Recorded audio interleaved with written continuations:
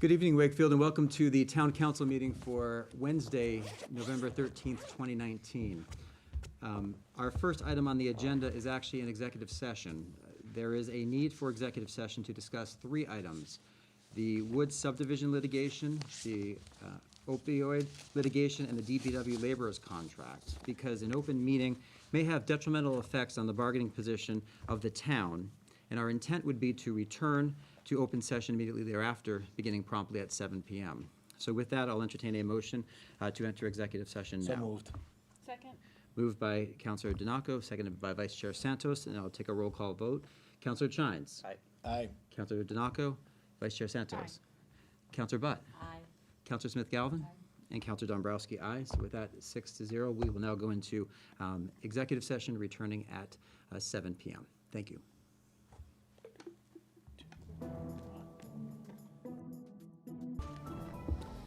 Good evening again, Wakefield, and welcome back to the Town Council meeting for November 13th, 2019. I'll gavel this meeting in at 7:05 p.m. We have come out of executive session and are now going to the open session.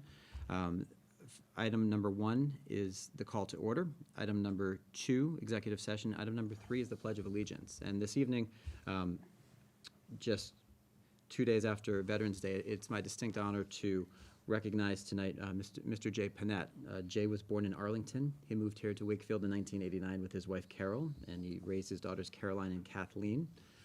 Jay has a BS in Business Management and an MBA in Operations Management from Bentley University. And he joined the U.S. Marine Corps back in July of 1973, where he served with distinction for many years, including participating in NATO operations in Norway. He was activated for Operation Desert Shield, Desert Storm in November of 1990, and he retired as a Master Gunnery Sergeant in February of 1996. He has received many different awards and distinctions, and his current role is that of Veteran Service Officer for the town of Saugus, a role he has held since February of 2018. And for us here in Wakefield, he serves on the Wakefield Veterans Advisory Board, currently serving as the chairman, and he's been a board member there since 2013. So with that introduction, I welcome you and I thank you for your service, and I ask you to please lead us in the Pledge of Allegiance. I pledge allegiance to the flag of the United States of America and to the republic for which it stands, one nation, under God, indivisible, with liberty and justice for all. Thank you very much. Next item on the agenda, item number 4 is attendance, and I see that we have 6 counselors here this evening. Counselor May was caught up and not able to make it here this evening, so we have 6 tonight. Item number 5 is approval of minutes. We have 2 sets of minutes to approve this evening. The first set of minutes is the approval of the October 28th, 2019 executive session minutes. I'll entertain a motion for the approval of those minutes. So moved. Second. Moved by Vice Chair Santos, seconded by Councilor Donaco. Any discussion? Seeing none, the motion before you is the approval of the October 20th, 2019 executive session minutes. All those in favor? With a vote of 6-0, the motion carries. The next item is item 5B, the approval of the October 28th, 2019 regular town council meeting minutes. I'll entertain a motion to approve those minutes. So moved. Second. Moved by Councilor Donaco, seconded by Vice Chair Santos. Any discussion? Seeing none, the motion before you is the approval of the October 20th, 2019 regular town council meeting minutes. All those in favor? Aye. The vote of 6-0, that motion also carries.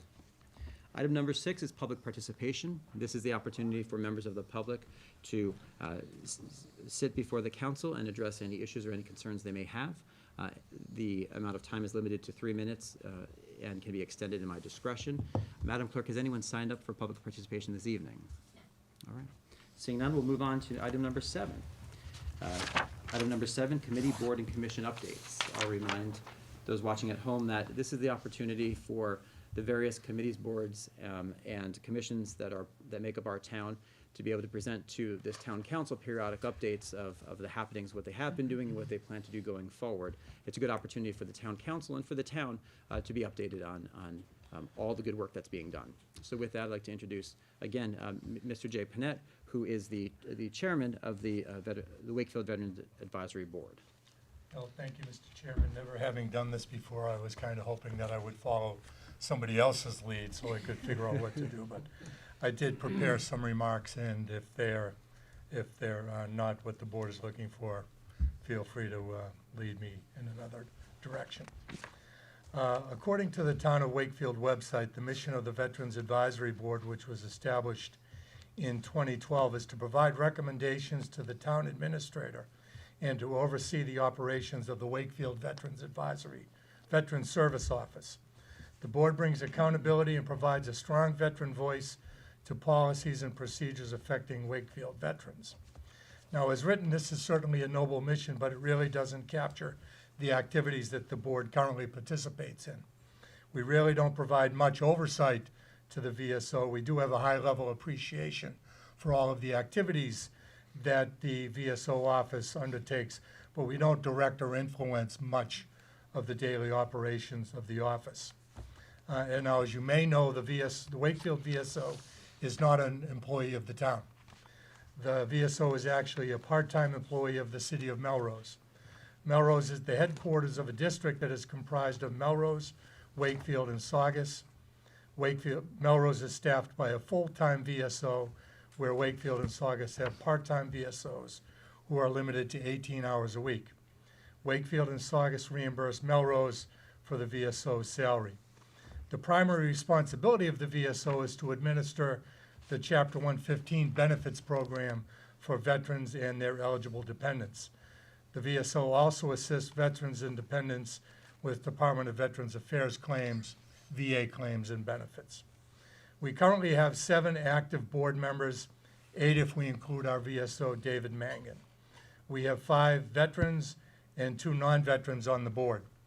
Another one of our members, American Legion Post 63 Commander Tom Collins, has been forced to retire recently due to health concerns. As we move forward, we would like to replace Tom, certainly, if anyone could ever replace Tom and everything that he has done around town. And at the same time, we would like to pursue increasing the number of board members above the current 7 or 8 if you count our VSO. We would like to increase the number of members on the board in order to provide more bandwidth for the VSO's office. Wakefield doesn't have most of the fraternal organizations for veterans that other cities of town have. There are no posts for the VFW, DAV, or American Legion.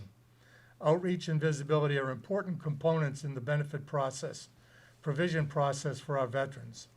Given the workload in the VSO's office, a larger and more engaged Veterans Advisory Board could assist the VSO with these activities.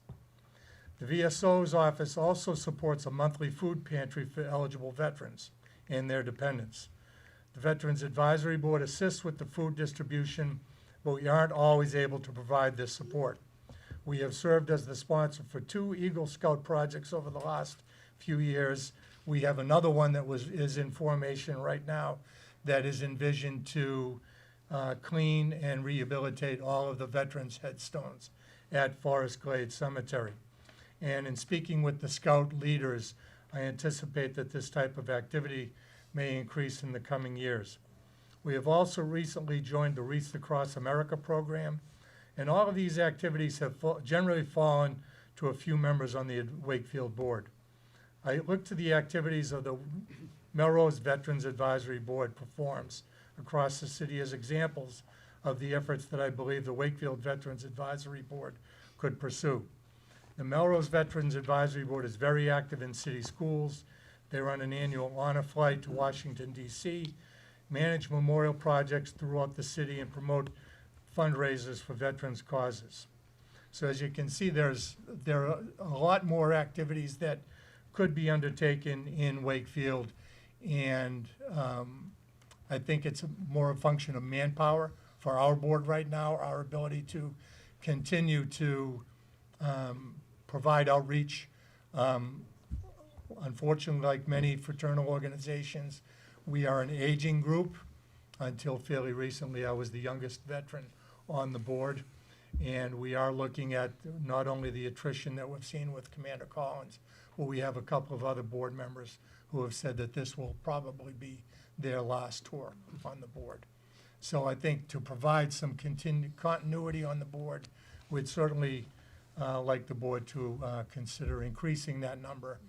And there have been a number of projects brought to the board regarding flagging of Main Street, particularly in the downtown area in Greenwood during holidays from Memorial Day to and through Veterans Day or whatever have you. You know, there's just a lot that could be done, a lot more that could be done, and the board right now is performing almost more of a ceremonial function than the outreach and benefits provision functions that I think we should be doing. And we certainly would defer to the board to provide any insight or any guidance on any programs that they see as a need in town.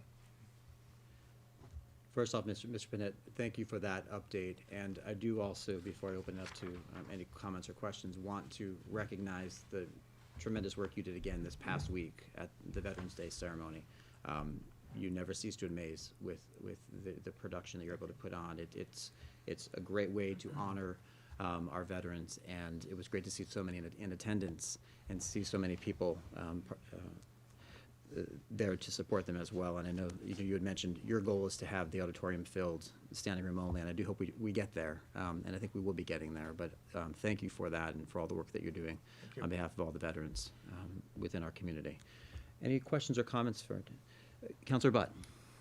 Thank you. I just also want to echo what Chair Dombrowski said about a great event this weekend. Can you talk a little bit more about the Wreaths Across America program? It's such a great program, and I think talk to the audience sitting at home about how they can help and participate. Well, it's, I don't know exactly how long the Wreaths Across America has been going on. It started in Maine with a group from Maine bringing wreaths down to Arlington National Cemetery, and it has gone nationwide. And members of the public or organizations, et cetera, have the opportunity to not only sponsor wreaths, which on average are about $15 a wreath, we can also attract volunteers. One of the things I've said fairly recently is last year, I've been involved for 2 years down at Forest Glade. In the first year, we had a handful of volunteers, and thankfully, only a handful of wreaths. Last year, we had probably exponentially more volunteers, but the number of wreaths didn't keep pace. So we were only able to put wreaths on probably every 1 to 5 graves, and we were literally done in 5 minutes because there were so many volunteers, which is great. But we didn't do a lot of outreach and advertising last year because the board really wasn't involved. And to date with the daily item, which has been a great resource for us in getting the word out, and on social media through town. We want to get the word out there that there are over 300 veterans' graves. Those are the marble markers that we're accustomed to seeing. Of course, there are many, many more veterans buried in both Lakeside and Forest Glade, but the activity is more focused on those marble headstones. And there are 325 of them, to the best of my knowledge. And when I looked this morning, we were at 64 wreaths. So we have quite a ways to go by the December 2nd fundraising deadline. But I heard from the senior center today that they've received a number of phone calls asking how people can donate and give wreaths. So it's an awe-inspiring thing to see with all the headstones and wreaths. And Wakefield, like they have in so many ways, has really stepped up in this regard. Thank you. I should say on that point too, we will also put on our website, on the homepage, the information and links, so anyone that's interested in taking part in purchasing can go ahead and do that right through our website. So, thank you. Other question?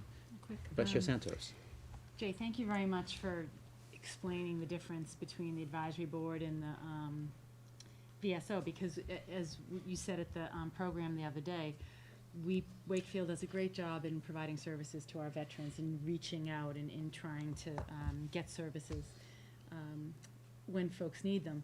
So there's a disconnect definitely between what we could be doing with the Veterans Advisory Board. And I think you're right, because we don't have a dedicated Legion Hall or something, we're just not getting that kind of, a meeting place. So that's something that I'm sure chatting with Steve about, because we have so many people who want to volunteer. So getting into the schools and would be such an easy thing to do with our great volunteers. If we can, yeah. I mean, I'm not putting it on you, I'm Yeah. saying we should figure out how to maybe put some structure Yeah, around. I certainly think that the board bears some of the responsibility in being more of a public presence. And it's not always easy to get speakers and people to, because Right. we want to attract, I think we need to attract a younger Yeah. demographic, but they work.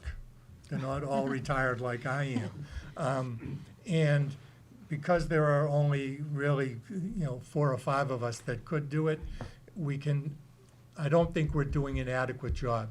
As I mentioned last week, the Galvin Middle School has a fantastic program that they do at Veterans Day. Right, The high school has a wonderful program at Memorial Day. absolutely. But I cited Melrose. Melrose has veterans in their schools year-round. Right. We can't do that here. There just aren't enough of us. But if we could be more of a public presence in Wakefield, Yep. put ourselves out there, let it be known that we're looking for volunteers to do this, or the food pantry, whatever have you, Right. I think we'd be a lot more successful. I think that's great, and that's on us too, with, like you suggested, perhaps increasing the number of folks and having some maybe guidance coming from this board, but thank you for everything From you my do. experience, in Saugus, any veteran can be a member of the Saugus Veterans Council. So if you go to a Saugus Veterans Council meeting, Yeah. there may be 25, 30, 40 people there. In Melrose, it's 11 or 12, counting the VSO. Okay. Here, on a good day, we have 5 people. Yeah. So I think there's more work that probably could be done, Sure. but then it would be on the board to take advantage of those numbers Yeah. and do more outreach. Good, thank you so much. Any other comments or questions? Counselor Chines. Thank you, Mr. Chair, and thank you, Mr. Panett, both for, your service, in general, your service to the town, through the advisory board. Echo what everyone said. Monday's event was terrific, and the board does a great job.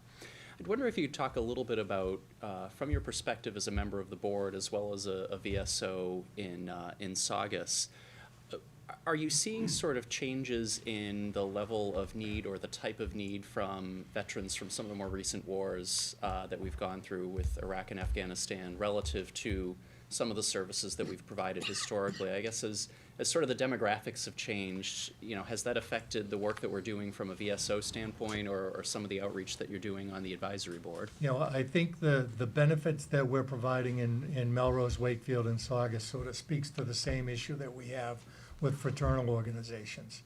I have 32 Chapter 115 clients in Saugus. There's about 15 here in Wakefield. Virtually all of them there are a few World War II surviving spouses, a few Korean, and now the Korean is being the older generation and the older Vietnam veterans. I have 2 post 9/11 veteran families, and because they're out there. You can't convince me that the demographics are that skewed between Saugus and Wakefield. Yep. If I look at the VA benefits going back through to the town, Saugus has more, this is benefits that are coming from the VA to the citizens of the town. Saugus has almost as much VA dollars, as many VA dollars coming back to the town as Wakefield and Melrose combined. So they're out, the folks are out there. I hear about them periodically.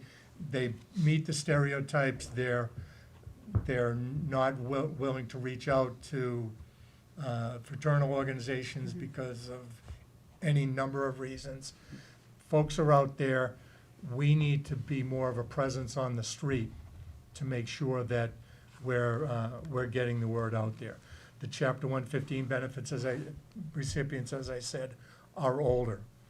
I'm getting feedback from the VA on some post 9/11 veterans, but they have not come through the town for their benefit packages. They've gone through either the VFW or DAV, whatever have you. So the word comes back to the town that there's been a just denial or whatever the case may be. The town can then step in and reach out to these veterans or their dependents, say, hey, this issue came back from the VA, how can we help you? But that, again, speaks to the bandwidth limitations that we have. We need to get, they're out there in the catchment area, we need to get them in. We need to make it a comfortable environment for them. We're gonna be participating in Wakefield 101 again. Great. We did Festival Italia, I guess they asked us to sit around a campfire during the Christmas event. We have to get out there, because the veterans are out there, their families are out there. And unfortunately, we're getting some of these veterans and/or their dependents when they have one foot on the banana peel. We need to get them before they're being kicked out of their homes, et cetera. We had a veteran here in Wakefield that was being evicted before we found out about him, and we were able to get him into a place up in Beverly, but it took a lot of action with churches and volunteers, et cetera, to get that done. We need to get the word out there before people are in dire straits. Well, it's certainly something I think that, I kind of echo Counselor Santos' comments that, to the extent that we as a council can help with that, we, I'm sure we all would be willing to do so. And, maybe Mr. Mayo, I'd ask that maybe we can, loop in our communications manager to help with that process of getting the word out. I mean, word of mouth is great, but, we also have resources within the town that can help us as well. Yeah, we had fixing our website on our honey-do list for about a year, and most of us know how to spell websites, so it's good that we now have somebody that knows how to work a website. Absolutely. So we can take down our ones that have said under construction for a year, and we can actually have one. Great. Thank you. I appreciate all of the support. I think we should also recognize too, I know that Representatives Wong and Broder were both at the events, actually both events, Melrose and Wakefield, and actually Vice Chair Santos, you were at both events as well on Monday. And they have provided tremendous bipartisan support for our veterans, and so I know that Representative Broder will be moving on to his new role soon, but we are very grateful to all that they've done for our veterans within our Wakefield community. Yep. Certainly. Briefly. Vice Chair Santos. I work very closely with the Veterans Organization at Suffolk Law School. We're a yellow star. I always forget which color. We are a yellow ribbon school. We are Sure. yellow ribbon school, which Yeah. means we are super welcoming and supportive to our veterans. And a big issue with getting more of the veterans involved was finding a safe place to meet. And we don't have there's that is tricky at the school because it's growing rapidly and space is always hard to find. But I'm just wondering, maybe that can be a conversation we have, that if there's some place in town, it doesn't necessarily have to be. Well, and I have heard from, a number of veterans that a lot of the younger folks don't consider places like the VFW or the Legion a safe place. Yeah. Because, everyone has their old core. Things were so much different. They were harder in the old core. You've got it easy. You're all a bunch of babies. And a lot of people have faced that. Yeah. I've spoken with them that went to not a local post, a post on the Cape, and they walked in and they almost turned around on their heels because of the reception that they got. So whether it's the senior center or whatever have you, we're having those veterans coffees now at the Quanapawet Yacht Club. There's been some talk about doing them every other week. Yeah. I'd like to get a little bit more, traction with the monthly meetings, Sure. because that's safer, I think. And Right. if we can do that kind of outreach, the programs that I mentioned in Melrose and other places, those are built on success. Yeah. And if you can have success and make it a welcoming environment, a safe Right. place, and deliver Right. when folks come to you with a need, that word will get out. Right. Good. You know, I think a satisfied customer tells 35 Yeah. people, and, you know, that's what we're going for. Oh, that's good. Great But, ideas. you know, Suffolk is also, has something called Upward Bound Yeah, right. that takes veterans and prepares them That's for right. college. Not necessarily just Suffolk, but any college. Yeah. So yeah. it's a good program. It's a great program. Thank you. And our former VSO is heading up that program. Good. Well, again, thank you very much, Mr. Pennant, for coming and for all that you do for our town. We truly appreciate it. Once you're done, Thank you. Yeah, Thank you for letting me go first. thanks so much. Thank you. thank you. Enjoy the rest of your evening. You too. Thank you, Jay. Yes. Now, before we get to item number 8, which is contracts and bonds, I think it's appropriate that as we're about to bring up some of our public safety personnel, we take a moment to recognize Worcester Fire Lieutenant Jason Menard. At age 39, he died in the line of duty today, leaving behind a wife and 3 children. And when a firefighter or a first responder dies, it's not just, that impact isn't felt just by that station, but it's felt by, and it's not just felt by that town or that city, but it's felt by all first responders. It's felt by all firefighters, it's felt by all police officers, it's felt by all EMS personnel. And I think it's only appropriate, in speaking with Vice Chair Santos, who is the liaison to our fire department, it seems only appropriate that we just take a moment. If I could ask everyone to just stand for a moment of silence for the late Lieutenant Jason Menard, again, who lost his life ever so bravely today, trying to save those of others.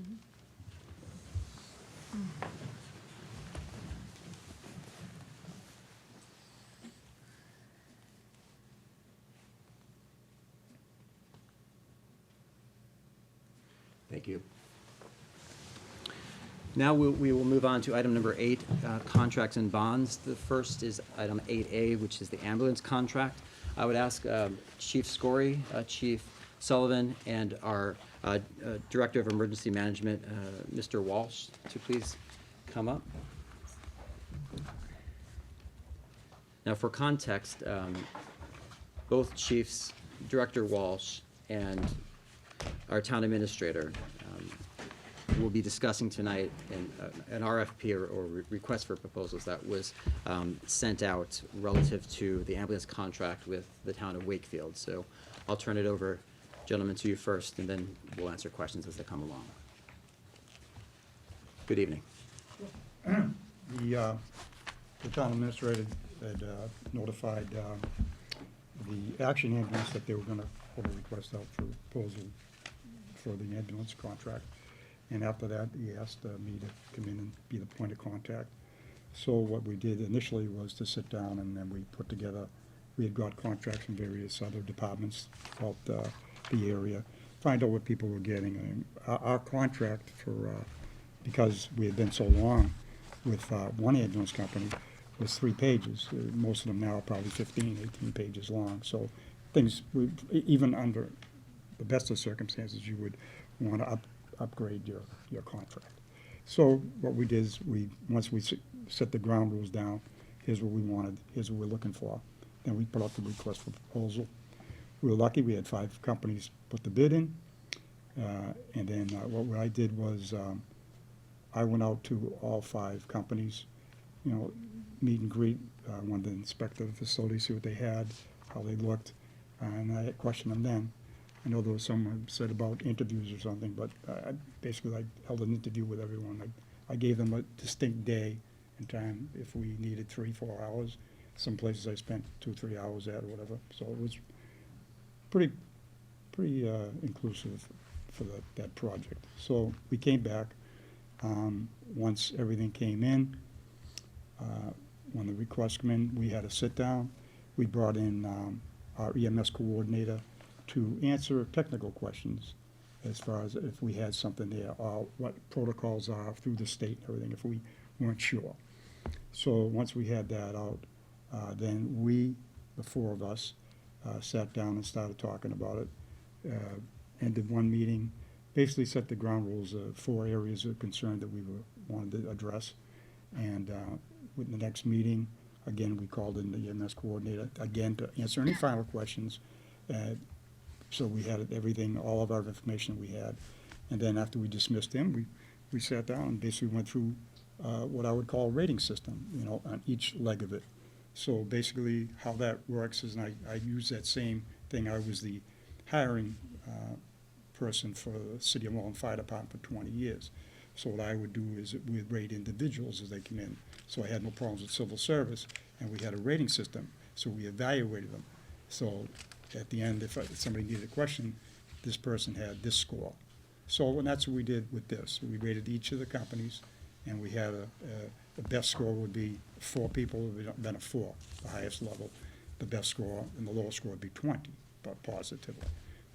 And after we got through with the thing, with what we wanted, with both the chief, his wants and needs, the chief of the fire department, and Mr. Mayo, and then I chimed in if there were some questions on my end, things that I had been, 35 years in the fire service.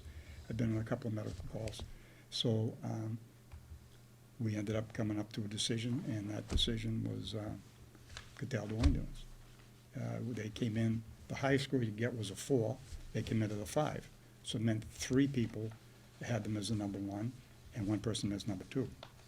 And it was that plain and simple. Everything that we looked at, everything that we wanted in that structure was there, and how we wanted to proceed, how we look for the future. And that's how I think is. I mean, we're the 3 heads of the public safety, that we should be able to have the input to say, hey, here's what we need, here's what we want, and here's what we want for our citizens. All we care about is how we take care of the people who live, work, and travel through our community. We want to give them the best care we can with the best people. And so that's how we come up with our decision. Now, Director Walsh, I know that you said there were 4 different criteria you were considering. Could you help us better Sure. understand what you looked at relative to your ratings? Yeah. We had, the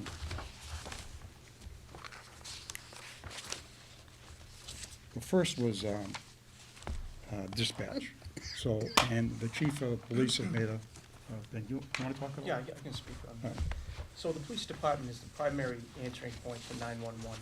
So my main focus in this process was on emergency medical dispatch. There's a Massachusetts regulation that requires establishing certification requirements for enhanced 911 telecommunicators, and it governs emergency medical dispatch and establishing 911 call procedures. So we have trained telecommunicators. Our officers are all trained telecommunicators to answer 911. However, they are not trained emergency medical dispatchers. We rely on the contracted ambulance company for that service. So my main focus throughout this process was who could provide the best emergency medical dispatch service. So when I evaluated the RFPs, that's what I focused on, and that's why I rated Cataldo where I rated them, was on the services they could provide with emergency medical dispatch. And Chief, what was it that stood out with For Cataldo me, as it compared to was- some of the others? For me, it was they have 2 integrated dispatch centers. One's located in Malden, the other is in Peabody, staffed by 19 telecommunicators. The reason they have 19 telecommunicators and 2 dispatch centers is so that if one dispatch center is busy, the calls will roll over to a second dispatch center, guaranteed somebody will answer in a timely manner. And the other was the software that they use. They use the latest version of Medical Priority Dispatch System. It allows them to track a history at a certain address, medications that are at that address. If they ever go back to an address for the second time, they have all that information already for when they get there. Did you want to say something, Chief? Just that I was equally impressed with Cataldo's facilities. And it's extremely important that the calls get triaged and processed as quickly and as efficiently as possible. And especially during peak periods, it's important to have that backup and redundancy built into the system so that they can accommodate more than several calls at the same time. And then Right, so- the second criteria? Yeah, the second was response. Would the companies be able to respond to the calls? We felt that the companies could respond. They're all about equal as far as response. The coverage was a little bit sketchy because some of them, great companies, but would they be able to get here if we had a serious accident? Like one of the companies was actually offered us dual paramedic vehicles. Problem is that, if you had it's just a simple accident, say a head-on collision where you both had life-threatening injuries. You've just wrapped up both your pieces. And one of the companies, I think we're coming from Braintree and Quincy, it's gonna be hard. We get a cardiac, three minutes later, we got a problem. So I just felt, myself and the rest of the committee, that the coverage on a couple of the companies was not gonna be sufficient to meet our needs. So when it came down to two companies, and it was just one of the, look, they're all good. And the thing I wanna say is that, because we've done this, doesn't mean we can't go out in 3 years and do it again. So it isn't like, if we're not happy with the company we're picking up, but I think we'll be good for 3 years for this company, and it's up to that company to show us that they're willing to do the best job that they can. So it's not a lifetime contract, it's a 3-year contract, and that's what it is. So, and we can go forward. But I think that the consensus, and Mr. Mayo can always chime in when he wants to, but we all felt, and when we got through it, that was the company that we wanted for our community, that we felt would best serve our people, period. So you mentioned dispatch, response, coverage. Yeah, and the last was capability. Having the capability to do everything you have, that means resources. If you had mass casualty, this and that, who could you perform? When it got down to the last two companies, Cataldo had a little more resources, and we felt that was what we wanted for our community if something happened. So that's where we ended up. So those are the four main topics that we kind of had set that criteria, and that's how we approached each one as we broke it down, and spent lengthy discussions on all of it, on how it all integrated together, so. And the town administrator, Mayor, could you just enlighten the council a bit in terms of the process, how you arrived at putting out the RFP, et cetera? So what happened is, I think our number one goal, and I think the council has been very clear about this, no matter what we do, we're here to hire or bring in the best we can for all of the citizens and guests and residents of Wakefield. And that's what we did here. So even though we hadn't gone out in a number of years for an RFP for ambulance, that doesn't mean we shouldn't, and we did. I asked both chiefs and our emergency management director to work to put together a request for proposals, which is what it was. That did go out. We took a lot of time to look at that, and I think they did a great job, and I credit Tom Walsh, our EMD, for really putting together a pretty tight RFP, and we got 5 proposals, which I was very happy about. We could look at all of the major companies in the area. We then went through all of them. I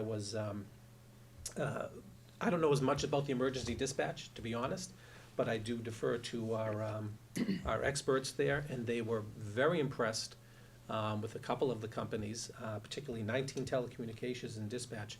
That's huge. That's huge for our community that goes on. All of them all of the companies were going to bring in new ambulances, and we also requested that no ambulances be more than 140,000 miles on them to make sure we were getting the newest and the best. We requested that they help replenish our AEDs, which are our shock devices that we have in many of our public buildings. That they help us in replenishing our Narcan and our EpiPens through a provider. And I was, again, very, very pleased and very happy, and we had a very robust conversation, and a number of conversations. I learned a lot about BLS, ALS, and what all that means. I thought I did, but I had to ask 3 times. And I thank you for putting up with me, gentlemen, because I know you probably were saying this is pretty basic, but I need to know those things. I am very satisfied with the process. I put a great bit of stock in what these gentlemen have to say, and I fully support their recommendation. It's also my recommendation. Just to give you some dates, the RFP went out on September 1st. We had a meeting that I think all of the pre-bid meeting that everyone attended on the 19th of September, and the bid deadlines were due October 16th at 2 p.m. and they all came in, in that day and then that afternoon. I think that every company was credible, but I do think that I agree with our chiefs and EMD that for Wakefield, for now, Cataldo is the best pick. Also, we required that they have their ambulance stationed in Wakefield, and that was for all of them, so that'll occur as well, because we wanted them here. We want to make sure we're not waiting for them to come from another community, and they all knew that. So I wholeheartedly support the recommendation of our gentleman up here at the table. Town Administrator Mayo, can you just speak briefly to any cost considerations here? Oh, okay, yeah, that's a good point. Years ago, I remember we used to pay for ambulance service as a community. We don't anymore. There is no cost to the town. Right. Ambulance services are paid for through people's insurance, really, and what have you. And, you know, they make their money that way. The town does not actually put out any money to cover an ambulance service. So really, this is all about protecting the people in Wakefield, not about a cost. So why don't we open up to questions then for the four members of the committee? Counselor Chines.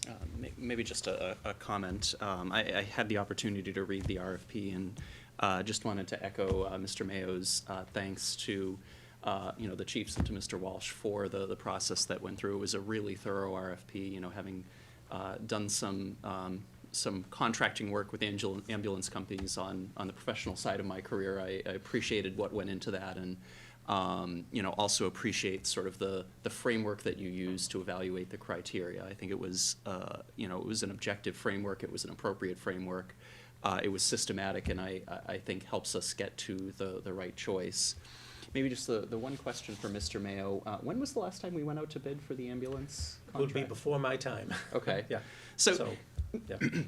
excuse me, maybe just a reference for sort of Mr. Mayo and for us. Certainly it shouldn't be 20 years before we go out Correct. to bid again. It doesn't necessarily need to be 3 years if we're getting the service that we agreed in the next contract, but certainly every 5-ish years, I hope that we go through this process, just so that we're doing, our due diligence as a community to make sure that we're working with the right ambulance provider. I will say, having gone through after the fact, all 5 of the RFPs, I think that there were a lot of very qualified candidates, certainly. I think we do need to recognize the fact that Action Ambulance has been a partner with our community for, I think, about 20 years. And I think that they, as I understand it, have served us well. And so we need to recognize that. Cataldo, they had, I think, ultimately over 500 pages in their RFP. It was a very long document, so I did not read every page, but I did skim through it. I think to Councilor Chine's point, the idea of putting these out to bid when they come up for renewal, I think should be a standard operating procedure. I don't take issue with it happening every 3 years or whatever the duration of the contract is. I think it makes sure that at every point we're getting the best service that we can. Be it ambulance or anything else for that matter. So I think a standard operating procedure going forward should be that, and then we can review and consider. I know it did take some time, obviously, and I appreciate all of your efforts, but I do think that that's a task that is a good investment of time, so that we're making sure that we're delivering the kind of results that the community expects relative to that. Councilor Smith-Galvin. Thank you. I guess my question has to do, maybe for Steve. So if I look at the timeline, where today is November 13th, the contract with Action, which again has served, and my family has been a beneficiary, and I'm very appreciative of Action Ambulance. But their contract is up in November 28th. So is there a transition plan in place? I mean, this is a very short window to get a new company up and running and familiar with our activities. And It was exactly the question that I asked our emergency team, Well, and they wonderful. assured me that that was not an issue. So, Okay. Be a very smooth transition. So the other company will have an ambulance in Wakefield on November Absolutely. 29th? yeah. Okay. Thank you. Any other comments, questions? Councilor Donaco. Thank you very much for your presentation. I'm gonna have a hard time following this and actually voting on this. I would have liked to have seen every RFP from each of the candidates so that I could have made a better informed decision on this. I actually had to go online to find the copy of the original RFP that you sent to the state. I thought that information should have been presented to us a lot earlier. I thought we should have had a little bit more say in the selection process, where it was just done by a small group in the council, didn't really have any background information. I'm having a hard time saying I can make a solid vote not that I can't rely on the people that we hire to be in the positions. I think I'm gonna be, either I'm going to vote no, or I'm going to abstain, because I don't have enough information. I would have loved to have seen every RFP that the company supplied. Even though that it's not our purview to see that, I still think I wanted to. I want to have the option to see that, to make a more informed decision, as right now. I think you should direct that at me, Counselor Denoco. I will say that in the town administrator notes, the offer was there to come and review any RFPs, twice. I may have So I missed it. apologize I if may that have didn't get out missed to it, and, but I only have what I have in front of me now. I know I've received multiple phone calls about just the process, okay, but it's not even about the issue. My informed decision has to be based upon information that I have in hand, and I have nothing in hand, other than what I'm hearing. I will be abstaining from tonight's vote, because I don't have the information in order to move forward.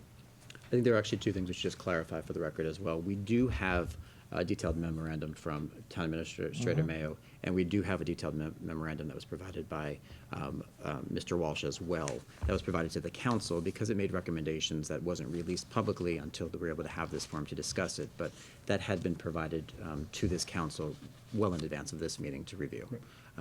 Vice Chair Santos. So I took advantage of Town Administrator Mayo's offer to come see the RFPs and review the RFPs. I actually talked to firefighters. I had conversation with police officers as liaison to the fire department.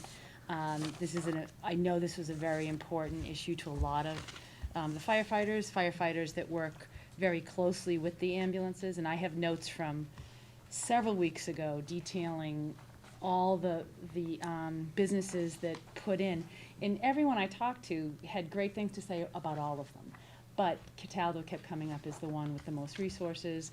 I took notes on things that I don't understand, ALS, like you, but I have notes on them from a couple of months ago, actually. So I did my due diligence, I feel, and am comfortable with your decision. I also put a wealth of, I respect the process utterly. I have no issue whatsoever with the process. And process is a big word on this board, but I have no issue with how you went through it and how you went through it methodically and how you visited all the departments and the departments, the company's responses to you. So I'm very comfortable making this, having this vote. Councilor Chines. Thank you. Just a follow-up question to Councilor Smith-Galvin's question. You talked about sort of having ambulances in place for the contract effective date. Can you talk a little bit about any testing that you'll do around, sort of the dispatch function? I'm assuming there's sort of a technology component to getting the calls where they need to be. There will be. So how it works now is on the updated 911 system. There's a tab on the screen, we'll call it, that you click on. When we receive a medical call on 911, we transfer that call to the emergency medical dispatch. Mm-hmm. So we'll have to work with 911 to get that call line switched over, but it shouldn't be anything that can't be done easily. Okay, and I assume as part of that process, they'll do some testing before kind of the strike date, so that you know that when you transfer the call over, it's gonna go where it's supposed to go. We don't want to find out on the wrong day. Yeah, exactly, yeah. Okay, thank you. I think also, gentlemen, if you could just speak briefly to any sort of letters of reference recommendations from other communities, because I know all these ambulance companies do operate in other communities. And if you could just inform the public and also anyone who hasn't reviewed the RFPs on this body, what sorts of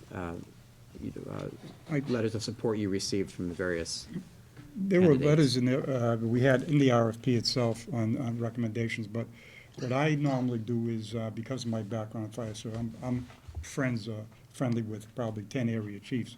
So I call them all, and, it didn't matter who they had. And, I talked to them, the chief of Malden, they have Cataldo, the chief of Revere has Cataldo. The chief of Saugus had Cataldo, but they use Armstrong now. But when I talked to the chief there, I've known for 30 years, he told me that he had no problem with either one of them. The reason they didn't have Cataldo anymore was not because of of not being able to deliver their goods. So it was more of an administrative problem. So I had talked to most of the communities. I had actually the chief of Medford, they've had Armstrong for like 20 years. He loves Armstrong, and I like Armstrong too. But it was just, you know, they were, I tell you the truth, they were my second choice, you know, but this, when you get down to it and you're trying to pick the best one, is you look at it and you say, here's what we need to do, here's what we have. And it isn't like, it's 4 votes.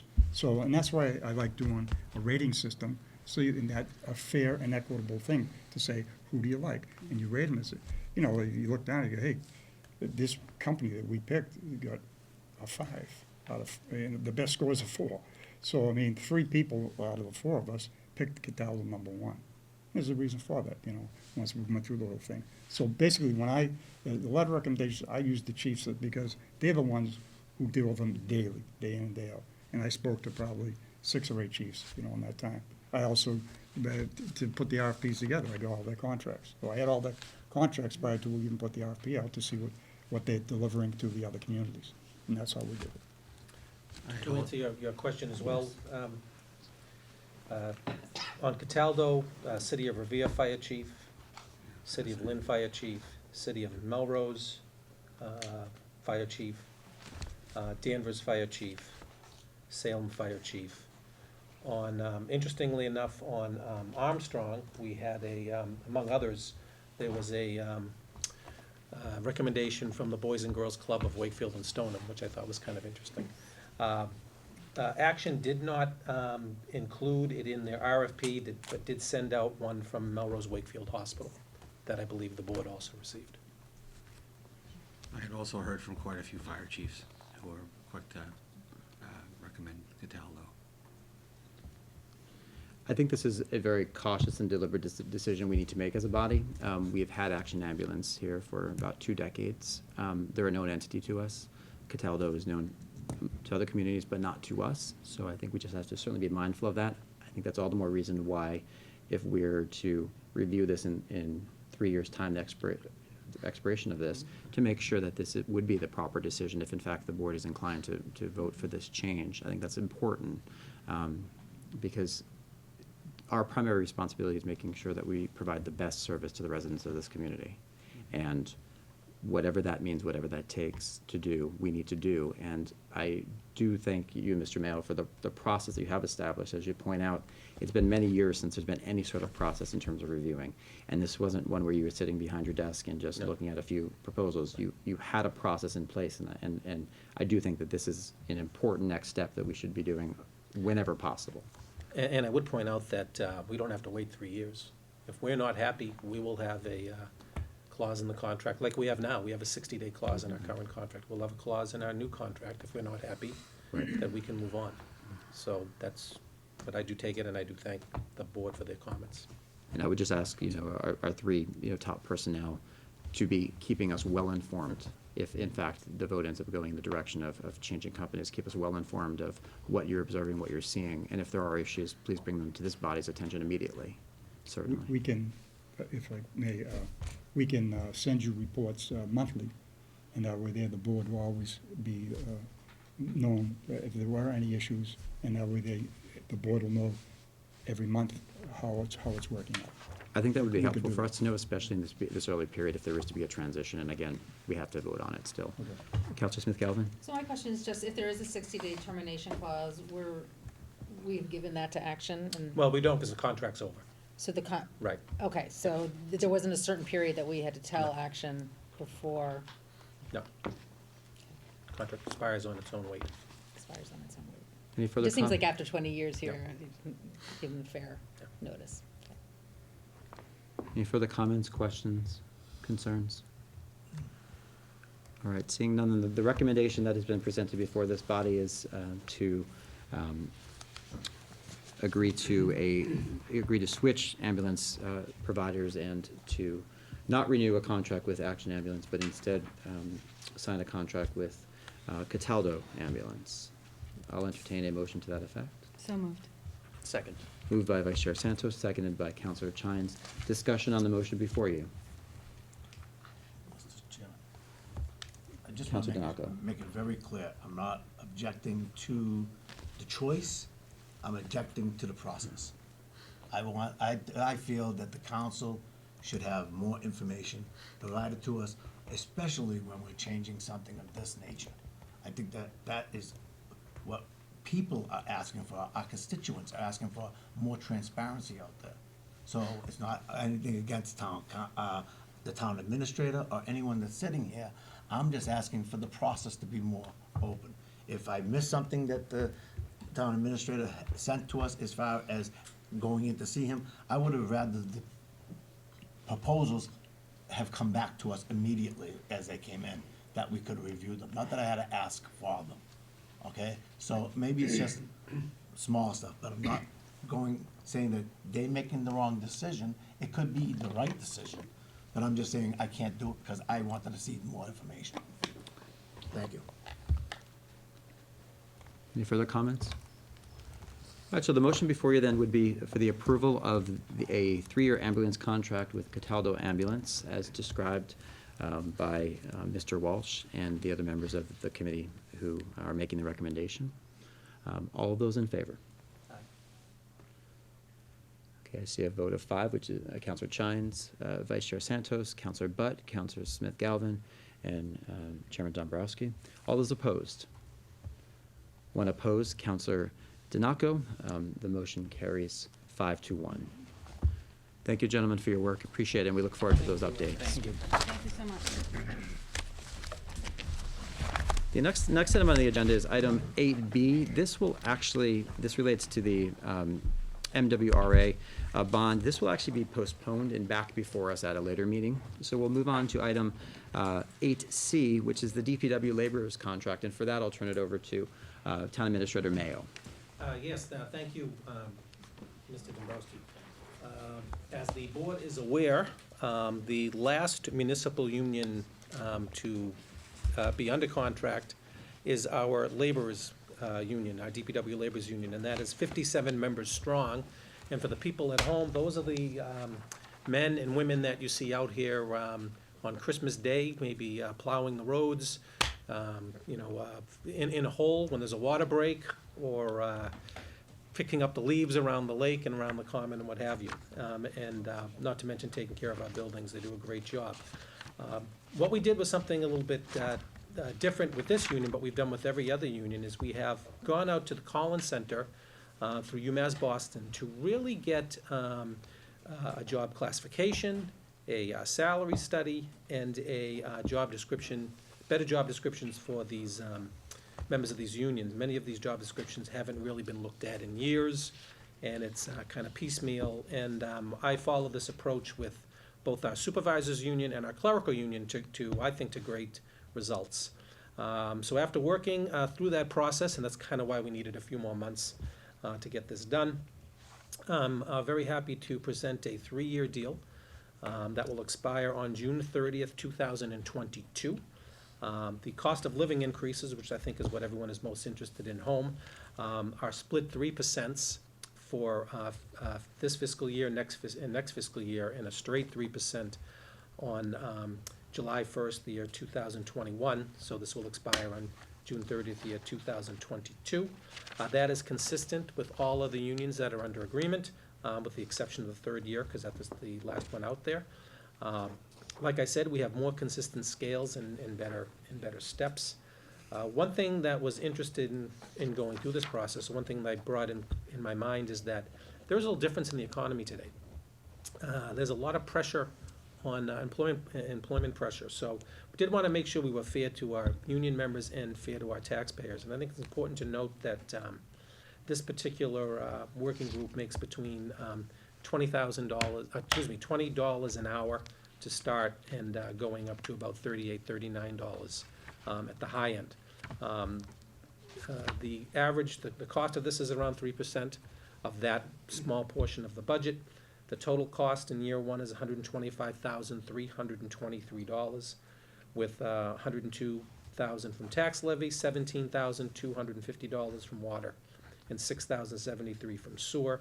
I think this is a fair contract, a good contract. I think it sets us up really well for the rest of the year, as is our policy through the tri-board is that we did sit with both the DPW subcommittee and the forecasting subcommittee of the finance committee, and they had some great insights, and, you know, this will help us move this whole 3 years forward as we forecast, you know, for the future, and I think that is something that separates us from other communities, and I think that's why we're doing pretty well.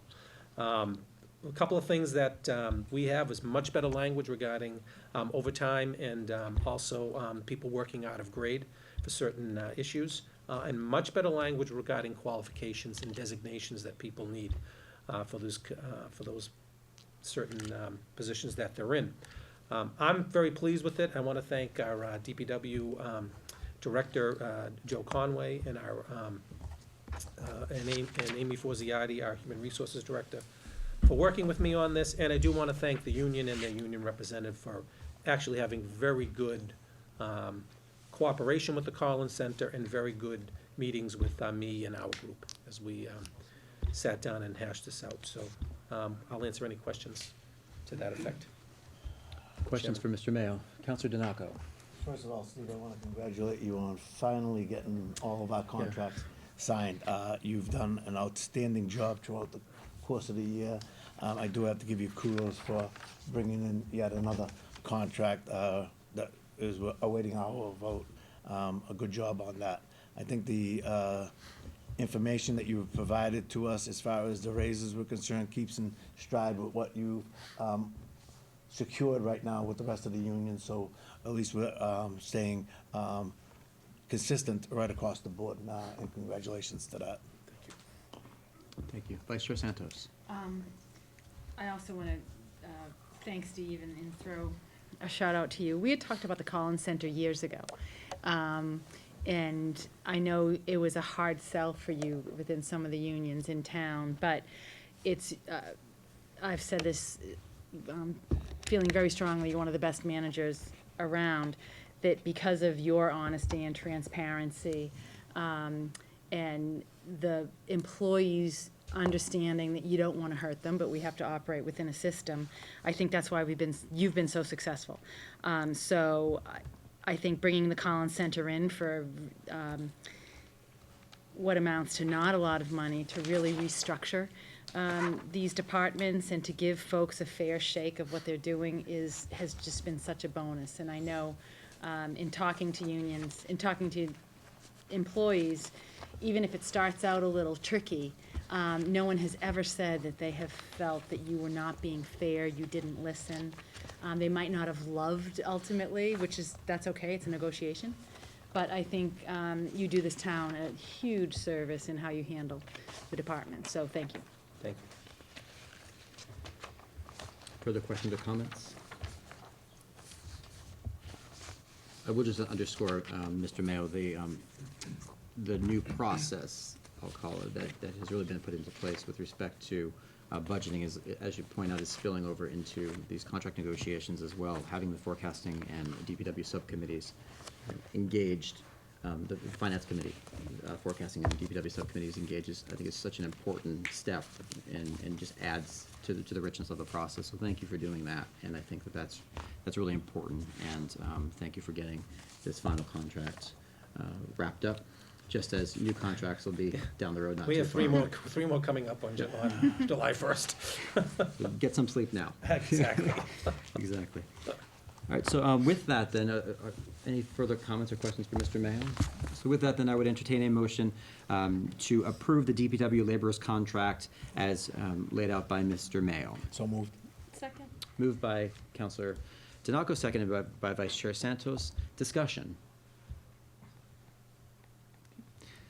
I should also point out to those watching at home, this DPW's laborers contract was also discussed in executive session, and it is now with ostensibly the same information ultimately Correct, as correct. was presented now, but. And also that this will be a warrant article at town meeting, so it does need to be funded at town Right, meeting.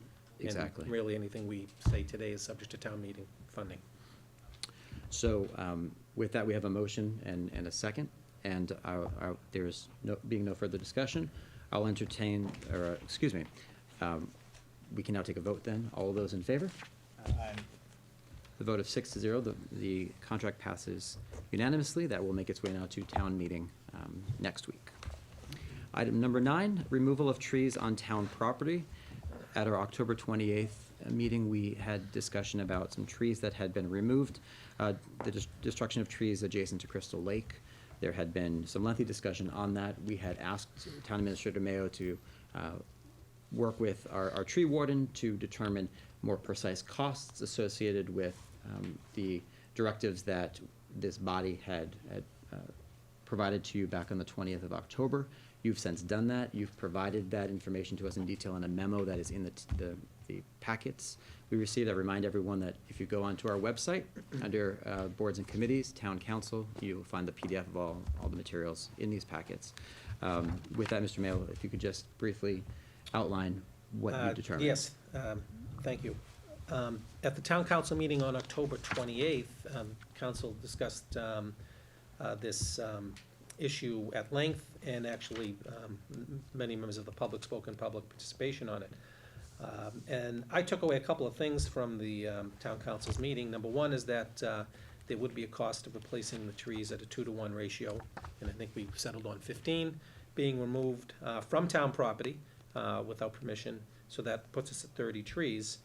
We also had our tree warden, Dennis Fazio, there, who could not be with us this evening, and he did talk about replacing trees in the watershed area, the area that is disturbed, and how we would do that. And the other item is that the trees would be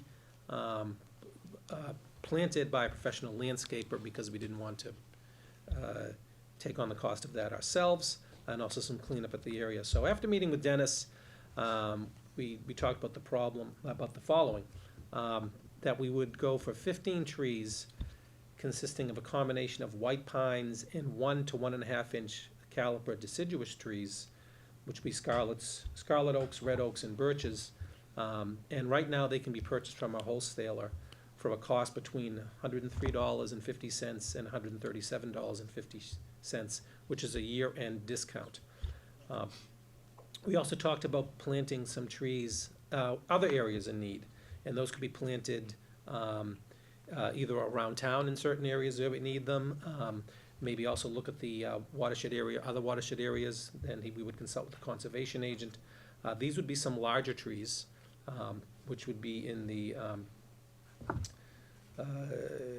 2 to 2.5 inch caliper range, because these trees we want to be a little bit bigger for the areas they're going to be in. It's important to note that in the area that was disturbed, bigger trees might not make it, because you're replacing some smaller trees with bigger trees. So that was something that Dennis was very insistent on. So at the end of the day, a lot of numbers were run around on this, but we put the cost of trees, the 15 smaller trees, at $2,000, the cost of the 15 larger trees at $4,500, landscaping cost at $3,000, so that comes out to $9,500 cost. What I'd like to do, if the council approves a settlement, is that we do go and work it out through our town council with the homeowner, and have some sort of a staggering of that to help them out. Certainly, we want to get the smaller trees in the watershed area as quickly and as soon as possible, if Dennis feels it's appropriate to do that, and then we can move some of the others around, and with donations to the community tree program. I gotta say, this is a tough issue, and I think we tried to find, kind of a middle ground between, there has to be some sort of a compensation to the town at whole for what happened, and try to make sure that we didn't, we had numbers of 30,000 or so bantied about before. So I think this kind of hits that middle ground. So with that, I'll take any questions. Any questions for Mr. Mayo? I know we discussed it at length last time, so perhaps there's not. Councilor Smith-Galvin? I have a couple questions that were raised to me, and I think they're good ones. So who in town, and will we, I guess, first in town, kind of track them to make sure that the trees that we are planting are viable? I think the point of bringing it Right. 2 to 1 is that we hope that at a That'll be minimum tracked by our- 50%. yeah. So is that Dennis who will track That's that? our tree warden, absolutely, yeah. Okay, and, so I guess, and if they don't survive, then that's why we have the 2 to 1. Exactly. Right? And I know it's in the memo, but I did just want to reiterate that I think it is important that where these go are coordinated with a conservation agent. And as I said in the past, in the last meeting, I really think to the extent that they can be put in an existing watershed, that's my preference, but I will defer to the conservation agent.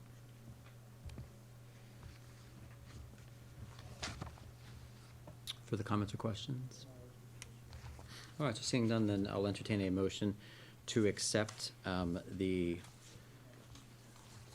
recommended remedy as outlined by Mr. Mayo and as included in your packets for the replacement and restitution of the trees that were removed without authorization. Second. Moved by Counselor Donaco, seconded by Counselor Chines. Any discussion? All right, seeing none, then the motion before you that's been seconded is for the approval of the settlement as outlined by Mr. Mayo. All those in favor? Vote of 6-0, the motion carries unanimously. Thank you, Mr. Mayo, and thank you, Mr. Fazio, for your work on that as well. Item number 10, under presentations, is a presentation that was actually carried from our last meeting because we were running late. This is the pilot program to discuss possibly electric vehicle chargers around town, and I'll turn it over to Councilor Smith-Galvin, who has a presentation. Thank you. So as you may recall, we discussed electric vehicle chargers several meetings ago, and at that time, the council directed me to do some additional information. So I just want to review what we originally discussed, because I have the,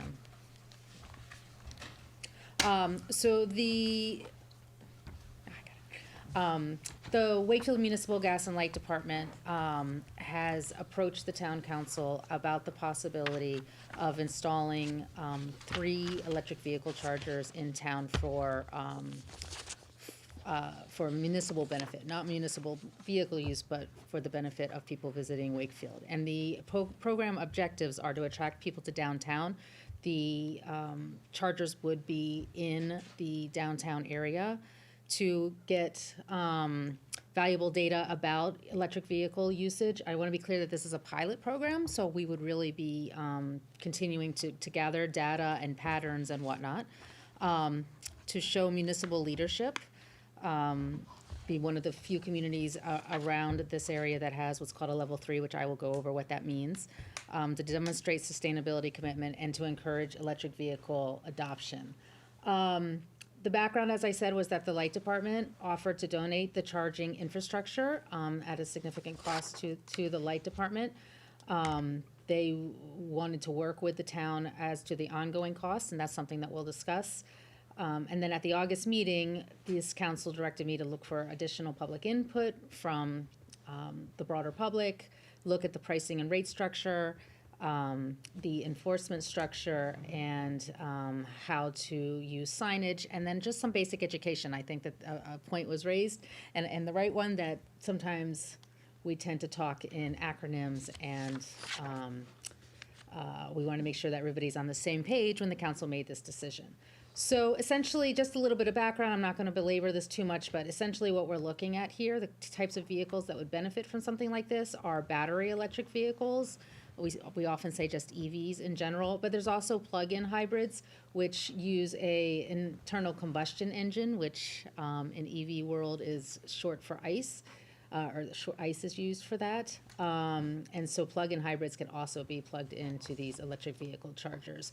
And just for context, there's about 18,000 electric vehicles registered in Massachusetts right now. Thanks to Steve, we looked through some of our excise records. There's about 40 in Wakefield. The goal for the state is about 300,000 by 2025. So this is, electric vehicles are definitely going to be more prevalent as we move forward through the next decade or so, for environmental reasons and just for some transportation infrastructure reasons.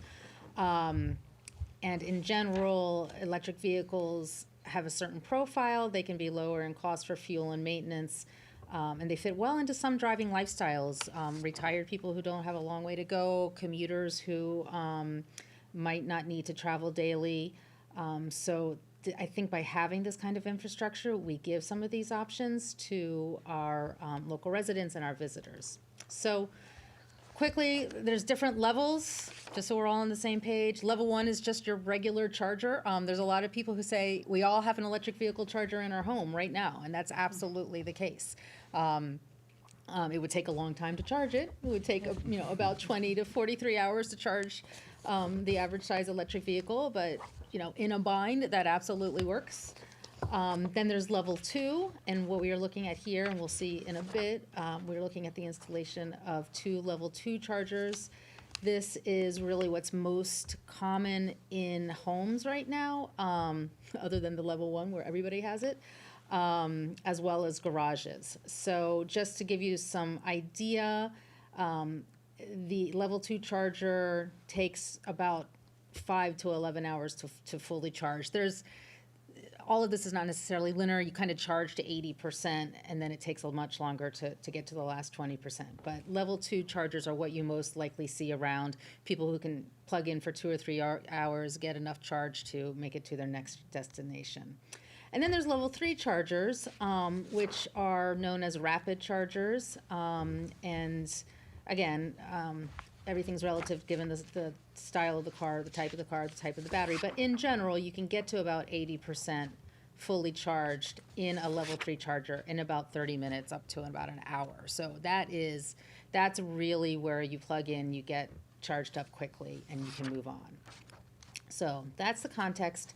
Not going to show the video here, but if anybody, the link is on the website for everyone to see. But just so people understand it, because this is going to be important as to what structure we put into place in terms of costs.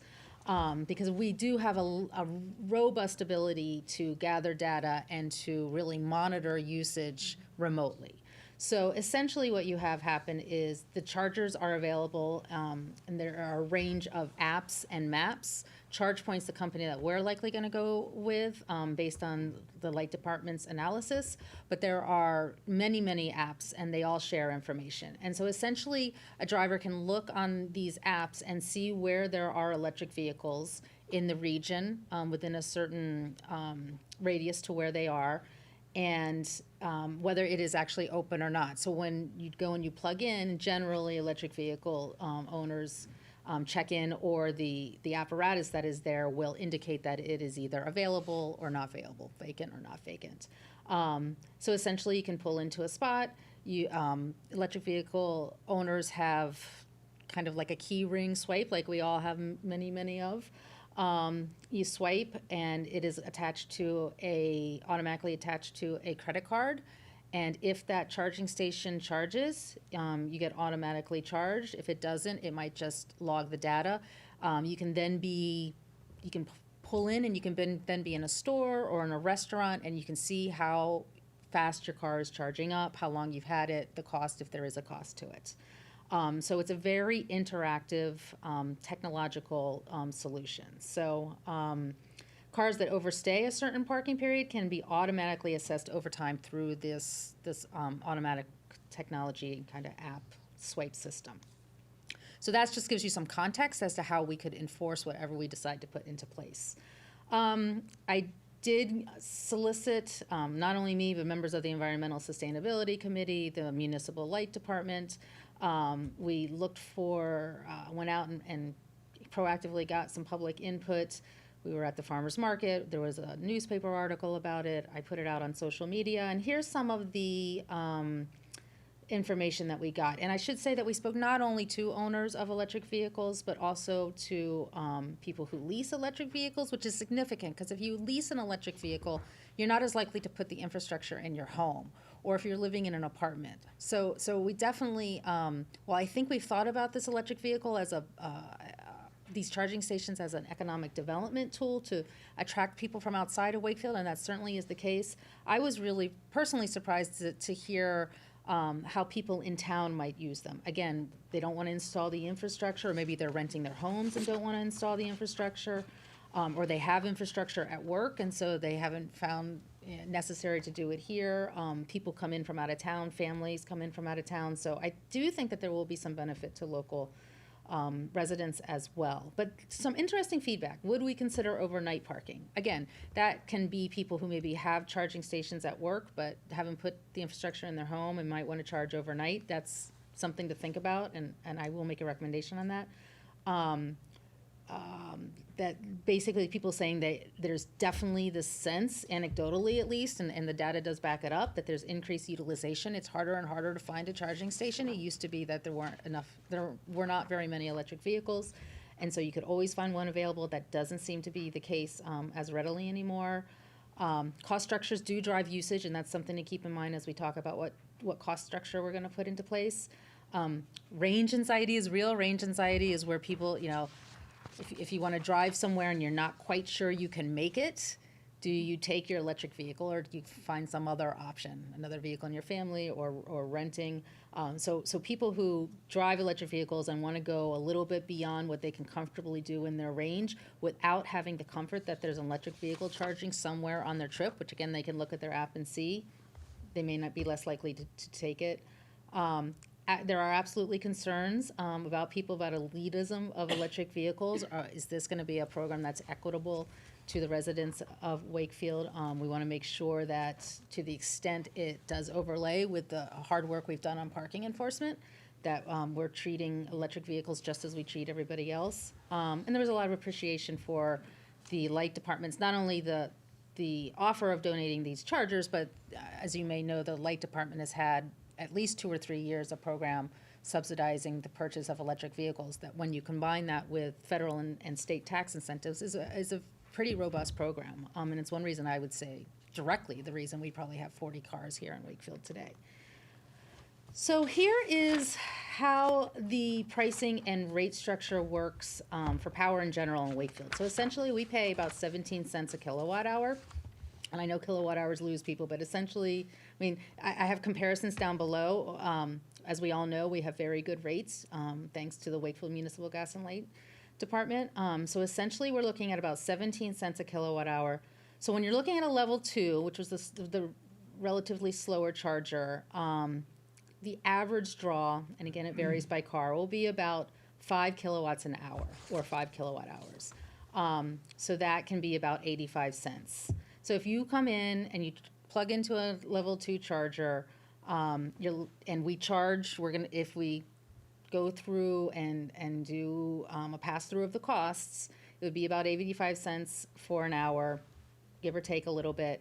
Then ChargePoint, because of all of that automation, has a fee of 10%.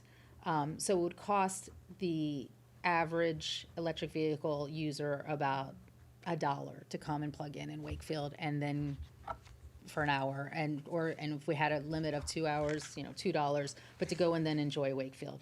Level 3, the expectation amongst electric vehicle users is that it's more expensive because it is so much faster, of course, and of course it has a far higher draw. So it will draw, say, around 60 kilowatts per hour, or 60 kilowatt hours in 1 hour, and that cost is about $8.50. Again, it's just drawing more power. I don't even remember what my asterisk there says, but I think I have the 80%. Yeah. Yeah, so that's what I was saying. It doesn't go all the way up. But essentially, you're looking about $10 for a level 3. A level 3, you'd probably never... we would have to figure out what enforcement to put around it, but you really wouldn't need to be in a level 3 for more than an hour. You would be essentially fully charged in an hour.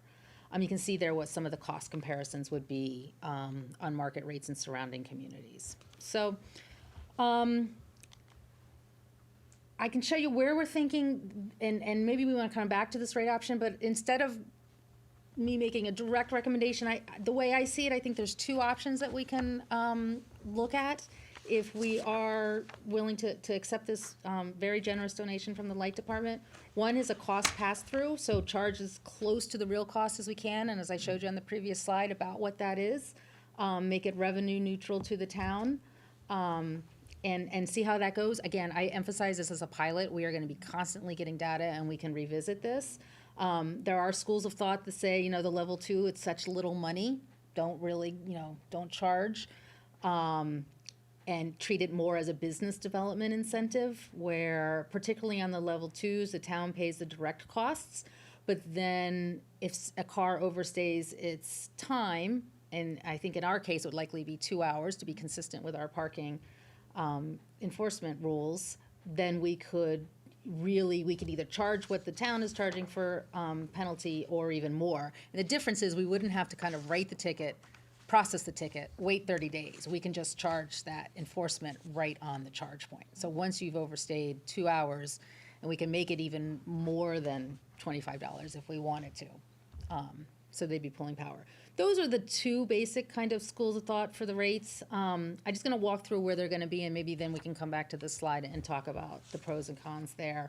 As we saw back in August, the recommendation from the light department is that at level 2, go 1 at the AmeriCal.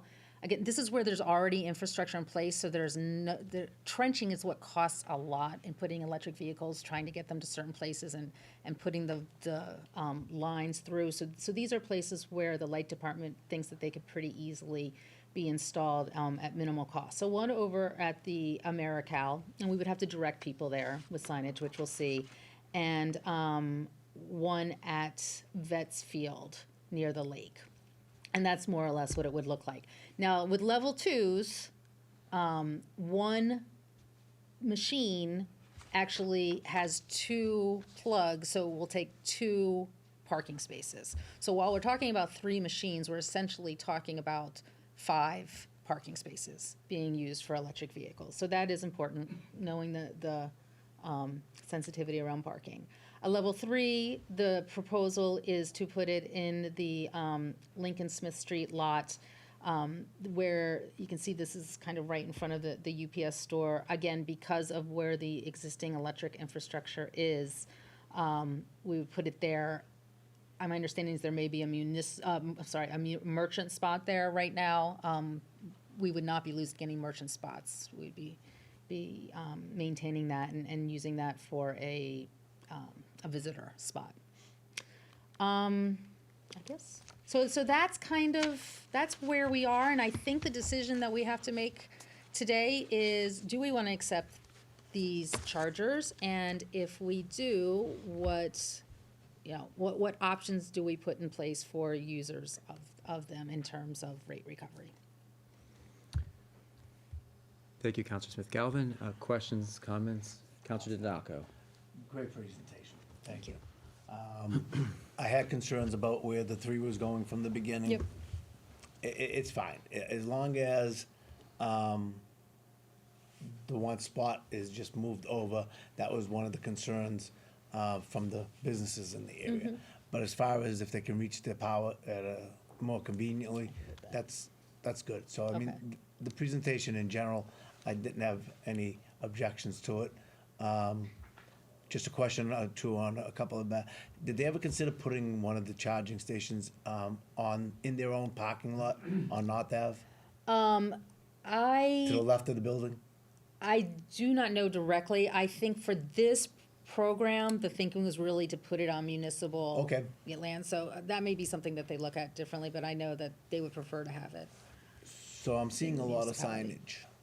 Yeah, oh, did I miss that? No, There, no, okay, I missed no, the no. signage. So I'm seeing a lot of Sorry, I must signage, have had so you're going to be adding more signage to each location, correct? Yes, so, yes. Are you going to have a single pole with multiple signs on it?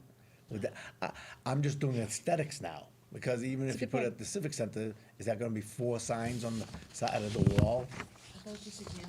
So, yeah, I missed this. So, there is a bit more signage because you have to make sure that cars only park there if they're charging. We have to figure out kind of what our time enforcement is going to be. So I guess I would really, we can discuss how much signage, where it goes in. These are just some examples. It's pretty important that unless you're charging, you don't park there. Getting iced is when an internal combustion engine car parks in an electric vehicle space, so we may need some additional parking enforcement around things like that, or you just give them a ticket as if they were there 2 hours. But I do think we do have some enforcement. My recommendation, and I said I would come back to this, my recommendation is that we really kind of keep the electric vehicle to the same basic rules of what we're doing right now. So where I talked about overnight parking, I think it's something we need to think about, maybe after the pilot. But I'm reluctant right now to say electric vehicles can park overnight and everybody else can. It just doesn't feel equitable to me right now.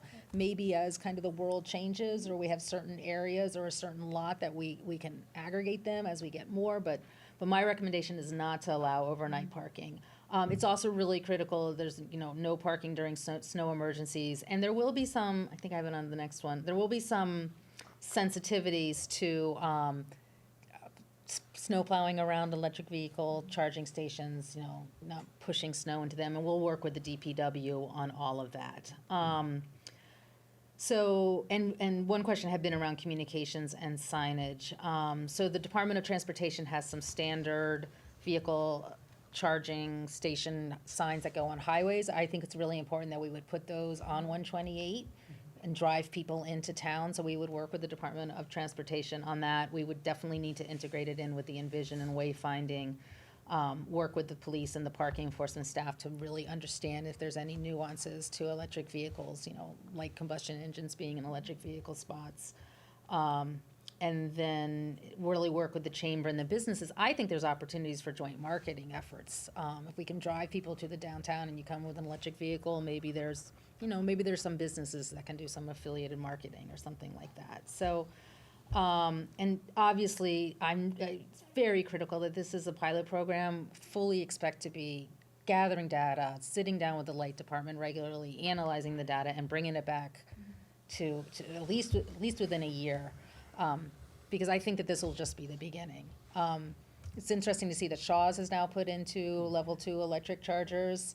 They're awesome. I'll tell you. I mean, you don't have to swipe a card there. You just pull right in and you plug in. That's while you're shopping there, and it's their prerogative to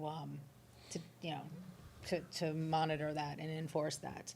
But it'll be interesting to see whether we see growth in private chargers, or more funding for municipal type things. So I think I'm at the end. So on the cost, you had mentioned initially starting off breaking even. So let's just say someone was using the level 2 station right now and they were in there for 5 hours. Breaking even would probably be about 30 cents per hour. Based upon what I'm looking at here. 17 cents plus the 10 cents charging So if you're in a point fee. level 2, first of all, I don't think you'd ever be there for 5 hours because that's overstaying what our parking enforcement is. Oh, okay. So, right. I That's think that true. we would say 2 hours would be the most you'd be in a level 2. Maybe, I guess in theory, they could go and move it to the next one over, but essentially you'd be collecting for 2 hours, you'd collect about $2. Yeah, that's how that works. Oh, okay. Yeah, I know kilowatt hours and. No, I'm just saying, I'm just going by the numbers that are showing this. So it costs per hour, so if you're in a 17 level cents. 2, so 17 cents per kilowatt, but the Hour. car pulls 5 kilowatts, so it's 5 times 17 is 85 cents, plus a 10% charge point fee is about 95 cents. Okay. So it's how much the battery is pulling. If your battery's pulling 10 kilowatts per hour, then it's gonna be $1.70 Okay, so I'm plus 10%. misunderstanding that. So the 95 cents is a break even. It's not making any money. No, I did Okay, not propose anything that And the 950 on makes, the level 3 is a break even that's as a break well. even as well. It's Okay. just that the battery's pulling And you're 12 times more recommending power. us breaking even for how long of a period? I think that this is a year pilot. Just for the time of the pilot? Yeah. And the pilot, you're recommending how much time? I'm saying a year. I think it's a time to give us to go through their seasonal changes and things like that. I really don't see this as a money making. We're getting the donation from the light department. It's giving them valuable information. There's a lot of nationwide. There's a lot of thinking going on around EV rates. It's very possible that utilities will come up with completely separate rates just for electric vehicles in the future. We just don't have the data to do that right now. So based upon our signage, it would be maximum of $250 or Yeah, so $18. right. Okay, that's fine. Thank you. Mm-hmm. Thank you very much. Yep. I mean, as I said, the second option is, at least on the level 2, to not kind of get into the transactional costs, which I don't really think are high because it's very automated, but to give that for free as kind of a business development or a business incentive to come shop here. And the risk to that is that people then may overstay or just park and not really need to be charging, because they're not paying for it. But you could make it up in enforcement fees. I don't know. I tend to like the pass through or the break even. Counselor Chines. Thank you. Thank you, Councilor Smith-Galvin. This is a great presentation, and I know, at least from my perspective, answers a lot of the questions that we had the last time we did this, so very much appreciate all the work that went into this. Just a couple of reactions on the fee structure. You know, my general inclination would be to go with the pass-through approach as well. I think having the charging stations rather than having a free charging station is what the potential economic draw is. I think as we think about equity as well, I mean, we don't subsidize gas for people who come to Wakefield to shop, so you know, I think expecting that folks coming to charge their car would, you know, pay effectively the wholesale rate for electricity, I think makes sense. And so I'm comfortable with sort of the fee structure that you've laid out there. I might suggest maybe we charge $1 an hour just so that it's a little easier to do the math. And this will change. So Yeah. it might be 73 cents, it might be $1.10. Yeah. So this is an average. The other thing I wanted to react to is the overnight parking, and I think that is a much more complicated discussion, so I would agree that we're probably not ready to make a decision on that today. But as we're talking about, you know, the gas and light department spending the money to put in this infrastructure, it is a shame to kind of put in this infrastructure that then sits vacant for a third of the time that it could be used. You know, and as we think about, you know, some of the equity concerns, particularly around maybe folks that aren't able to put a charger in their home because they're renters or so forth, that's actually something that I would love to see us put some thought into before a year is out, just because I think there is a real benefit to residents of Wakefield that, you know, might make the difference for some people who are on the fence about an electric vehicle as to whether or not it's a viable option for them. Again, we're putting the infrastructure. It just feels to me that, you know, we should be able to come up with a process where that's not going to sit vacant for, again, a third of the time in the day. But again, otherwise, great presentation and great work on this. Other questions or comments? Counselor Butt. Julia, to echo what everyone said, this is a great presentation. Thank you for simplifying a complicated issue. Can you go back to your final slide? Yeah. You just used the term "we" a lot. And can you clarify who that "we" is? Because I'm just not understanding if this will fall What did I under say, we? DPW or Sustainable Wakefield or us when you talk about, Here? some of these decision I guess points. I'm thinking. You said monitor stuff and work with Wakefield Police. Like, so who's the "we"? I'm looking at Steve. Okay, so Steve will be. Absolutely.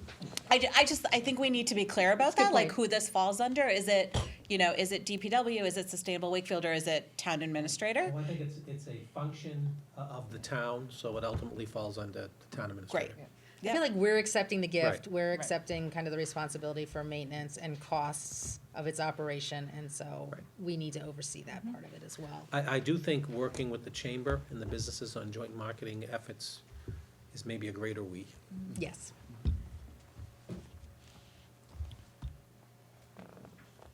Few questions, Councilor Smith-Galvin. So the level 2, if you have, that affords 2 vehicles at the same time. Yes. If you have 2 vehicles charging at the same time, does that slow the rate by which one vehicle charges? I don't believe so, no. No, in fact, I'm very confident it doesn't. Okay, so it's, you have whatever Yeah. wattage, voltage, whatever it is coming in, and it can be evenly dispersed. Yes. So it doesn't slow that. And in looking at this, thinking about the numbers you have, I know it's only 40 vehicles within town. We don't have a sense of what kind of vehicle traffic we have coming in, I assume, right? There's not really a way to measure that.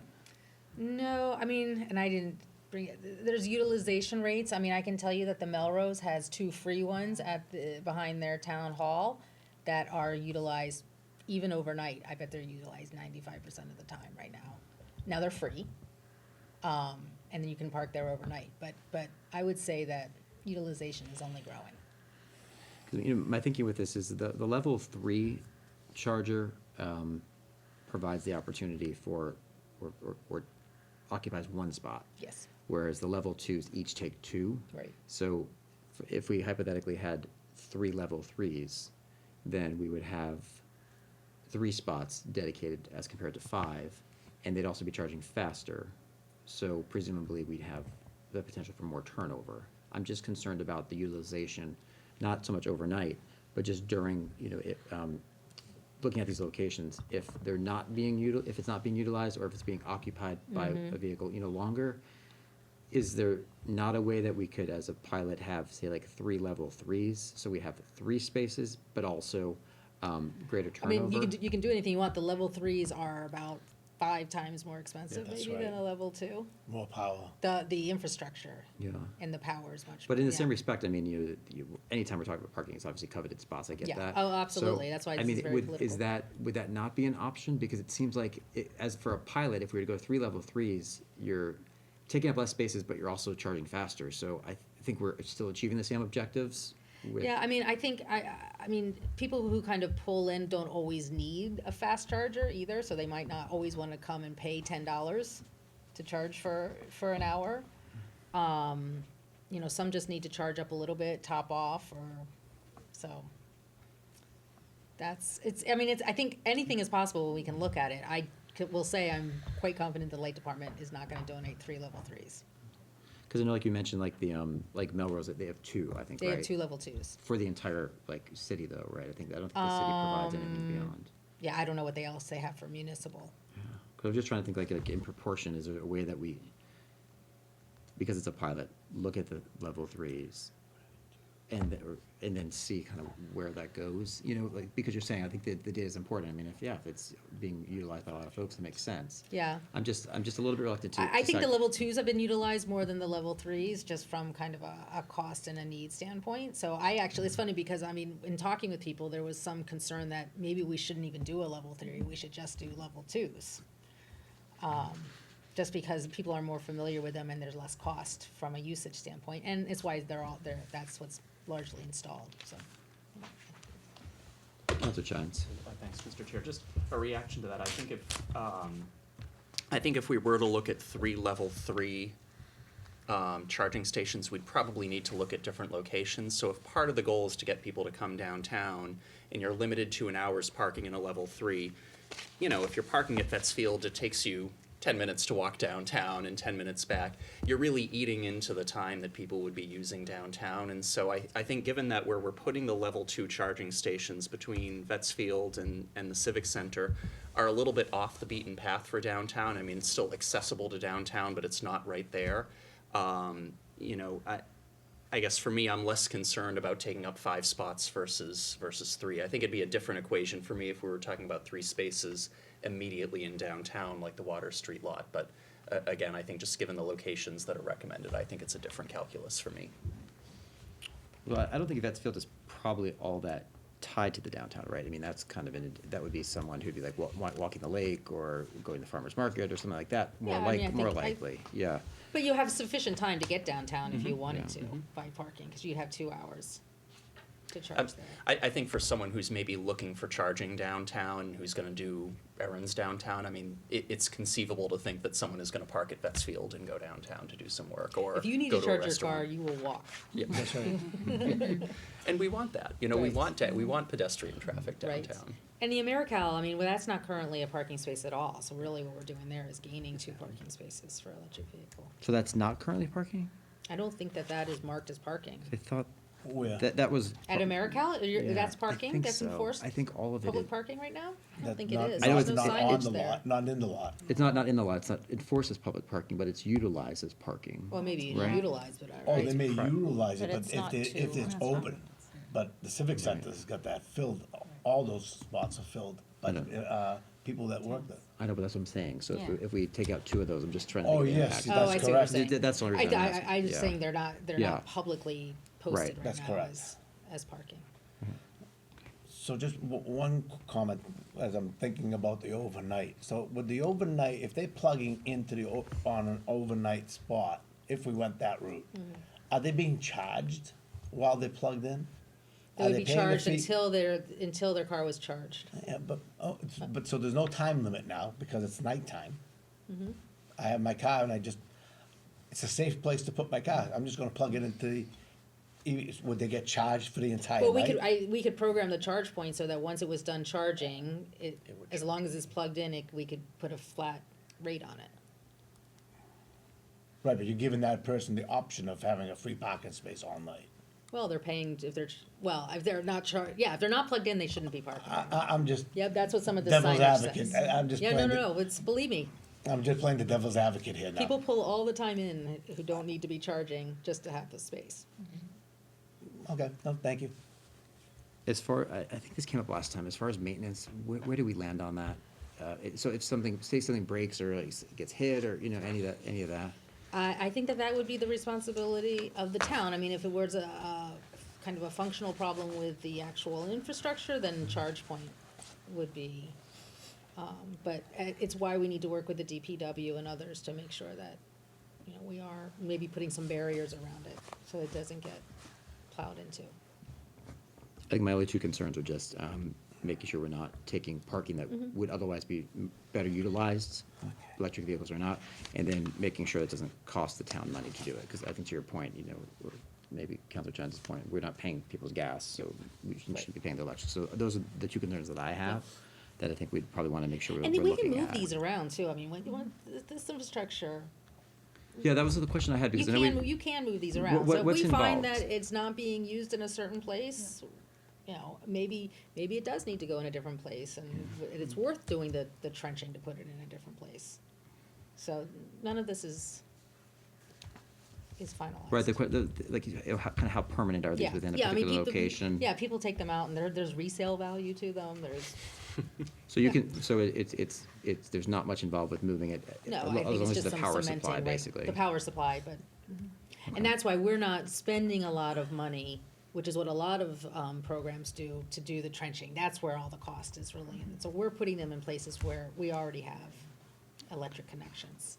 We'll work with the light department. Steve and I have talked a little bit about this to make sure that we are getting a separate invoice or bill from the light department so we can separate this from kind of the more general. I'm hoping that we'll work with them to get something so that we can see independent information and utilize it a little more easily. So what type of Further vote- questions? What type of a vote would we be looking at right now? I really think our vote is to accept the gift. gift, and to program. instruct Steve to come up, I mean, I think there's still things that we have to sit and work through, but to come up with a program whereby costs are essentially covered by users. So I'll take a stab at this. We would be accepting the gifts. We would be agreeing that rates would be set in such a manner as to not cost the town any money. And it would be a one-year pilot program that would be tracked in conjunction with gas and light and reviewed by this body in a year's time. In the 3 locations. And the 3 In locations, the right. 3 proposed locations as Counselor Smith-Galvin has laid out. Do I have it all covered? So moved. Second. All right, so moved by Counselor Danko, seconded by Counselor Chines. Further discussion? So seeing none, then the motion before you is the acceptance of 2 level 2 and 1 level 3 chargers to be installed as part of a pilot program in the 3 locations next to the Americow, next nearby Vets Field, and in the Lincoln Street lot. To be charged in such a way as to be cost neutral to the town, and to be a pilot program for a 1-year period to be reviewed on or after December 1st, 2020. So that's what you're voting for? Okay. All those in favor? Aye. Okay, so vote of 6-0, that motion passes. Good job, Jill. Thank you, Julie, Counselor Smith-Galvin, for all your work on this. That's probably the most complicated motion of the night. All right, next item is item number 11, constituent issues. This is the opportunity for councilors to briefly raise any reports of issues from constituents. These are not items that would be voted upon, but if necessary, they can be added to a future agenda. With that, does anyone have any constituent issues? Counselor Donaco. I'm gonna jump in because I know that we cut it short last meeting, that we didn't have any issues, and I wanted to make sure that I brought them forward at tonight's meeting. So I noticed that over time, there's several of us that have office hours. I don't have office hours. When I'm down in the square, if I'm having breakfast, people come up to me and office hours start. So I listen to a lot of people over time. Some of them have the same constant concern. Number one that's out there right now, water bills. Okay? There's a lot of talk everywhere about water bills and not understanding how the bills can go from $300 a month, $300 a quarter to $8,000 a quarter. And it's more the response and the answers that they're getting out of town hall that they're discussing. So they're asking, or most of them are asking, if we can have an informative forum where we allow various boards of the town to bring the townspeople in together who have concerns to get them directly addressed by the town, instead of airing out their gripes in public or on Facebook, of all places. It would give the perfect opportunity for the board to show that they are listening to the taxpayers and their concerns, and they're not just being pushed off.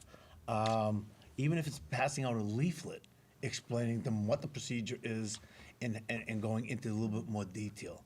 That was one of the big concerns that a lot of constituents have. And I think our board should be doing something about it right now, especially if the person is going into town hall and they feel like they're being disrespected or being blown off. Because that's the other comments that I'm getting when they're going to downtown. Oh, no, don't worry about it. That's what the bill is. Just pay it.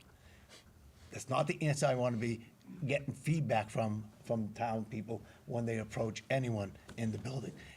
That's a lot of money for them to be concerned. Is it their fault? It could be. Could it be an actual reading? Yes, it can. I'm personally telling them that when they get their bill, go downstairs and write the numbers down on a piece of paper and wait for the next bill to come out and write down that number again and do the math. If it doesn't match the water department's bill, present that evidence to them. Same thing. Go down at the end before you go to bed at night, take the numbers down. First thing in the morning, go down there again, take the numbers off the meter again. If those numbers are not identical, you have a leak in your house. Something's running. And if that's the case, over a 3-month period, you're going to incur a large bill. And it could be as simple as the seal on your water bowl of your toilet is not seated properly, and the drip, drip, drip, you'd never hear it, because it'd just be refilling the tank, and you would never know what it is. And then that would be a half a gallon every time that happens. And so it's something that I think that this board should address. I don't know how, though. That's one. Another issue is the number of children in various locations and the policing of such children. I.e., for example, the 7-Eleven on the west side. There's a large group of kids that are always in front of that at a certain time of day, say between 3 and 6 o'clock. The ballparks, Moulton is one of them, Sullivan's another one, Nacella's another one that they're concerned. Library steps, the kids are coming. Wait, we're concerned about kids in parks? It's what they're doing in the parks, I believe, is more of their concern, okay? It's not them playing in the parks, it's them, what they're doing in the parks. I said, you know something, I'll bring it up. It's something that it may be addressable. The chief may know something about it. It's something that just needs to be, they wanted it to be said. The last thing is that they would like to do is, someone asked whether or not the Council of Churches has ever been approached to help address the number of individuals that are in our downtown, as offering them a place to be instead of in the streets. So instead of them being on a bench or being on a wall, invite them into the church and provide them a place of warmth, maybe someone to talk to, maybe food. They may be, this way it's a source, a location that they could possibly go to instead of, again, being out in the street. So that was another issue that they would, it's addressing the people in the street and the water bill were the two of my biggest concerns that I've been hearing recently. And that's, I would like the board to at least consider reaching out and doing something on those two issues at some point in time. Thank you. Thank you. Councilor Donaco, quick question. So next meeting we'll have liaison updates. I know your liaison for the police. Police, yep. Can you follow up with Chief Scory on the second issue you had raised and then report back to us what Absolutely. the police are seeing? And actually, I guess the third issue as well. Right. In that, the police would be involved in both those. That would be helpful. Very good. If anyone has suggestions relative to the water bills, I know that this has been a perpetual issue. In the past, when it's come up, we've often heard from the water department that it is due to leaks, and that they've reported that there do not appear to be irregularities in the billing. Have you heard, Steve, of anything differently of late relative to that? Because I know that a lot of people have made the concerns. I had a lovely woman today, actually, that's kind of apropos, who certainly I pulled her history and we're gonna check into it. There was a big jump. So something happened. Yeah. Something happened, maybe there was a leak, maybe, sometimes the people that are elderly, people actually hook up to their spigots outside and they don't really know. I mean, these things happen, I'm not telling tales out of school. So yes, we do get those. I would say very often it's because of leaks. Very often it's usage, and maybe you have a pool or you have a irrigation system that you use a lot. I mean, that does happen. This last water bill is the summer, so people are seeing the summer usage. But it is invariably leaks. I'd love to know, the one thing that really bothers me is that no one should feel disrespected or blown off, no matter what their issue is at town hall. Exactly. So that does bother me a lot. I will say we also had someone today who has never opens his mail, and ignored every water bill that we sent, including demand and what have you. Wow. And is selling the house, and there's a final reading on it, that's a few $1,000s, and called and said, well, I didn't pay it because I don't open my mail. So you get some interesting responses too. But yes, I mean, water bills are certainly talked about. I'd say anybody that is having an issue, and particularly feeling disrespected, but shouldn't happen, I'm right upstairs. Our DPW director is great about sitting down with people and what have you. Shouldn't happen anyway, but we'll find that out. I've also, to talk about the Council of Churches, I've reached out to the Council of Churches anyway, really by accident. I haven't been to one of their meetings for a while. So I said, can you put me on your next agenda? Just so we can keep that communication open, and so we will talk about that issue as well. So, And- but I'll follow up on the water bills. Mr. Mayo, I know that at one point there was an issue about the timing of the bills coming out that Right. was impacting. Are you aware? Are Most they of on them the are still right around the 90 schedule? days. There's sometimes, most of them are getting the automatic reads now. Yeah. So there are some still that are being damaged or being turned over. So there is a little bit of that, but most of them are pretty good. Because that, to your point, Yeah. Councilor Donaco. If you get 110 days, all of a sudden you have a big jump. That's right. Yeah, but I mean, a lot of people have been raising this. I Yeah. do know, so I do think it's something. So perhaps, Yeah. Mr. Mayo, if you could explore that further Yep, and report back to us absolutely. next time, what you might determine. Thank you. Councilor Chines. Maybe just a couple of reactions to that. I think I heard in that first question about the water bills really sort of two things. One is just the customer service aspect of how, town employees address residents, which I'll trust Mr. Mayo and Mr. Conway to work through that.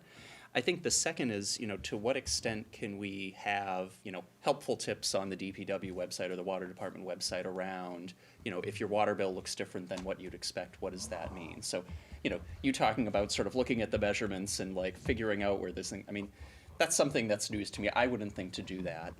Looking at the days in the water bill is something that's probably not apparent to most people. And so it might be helpful just to have some of that information communicated on the website, just as a way of proactively getting the information out there.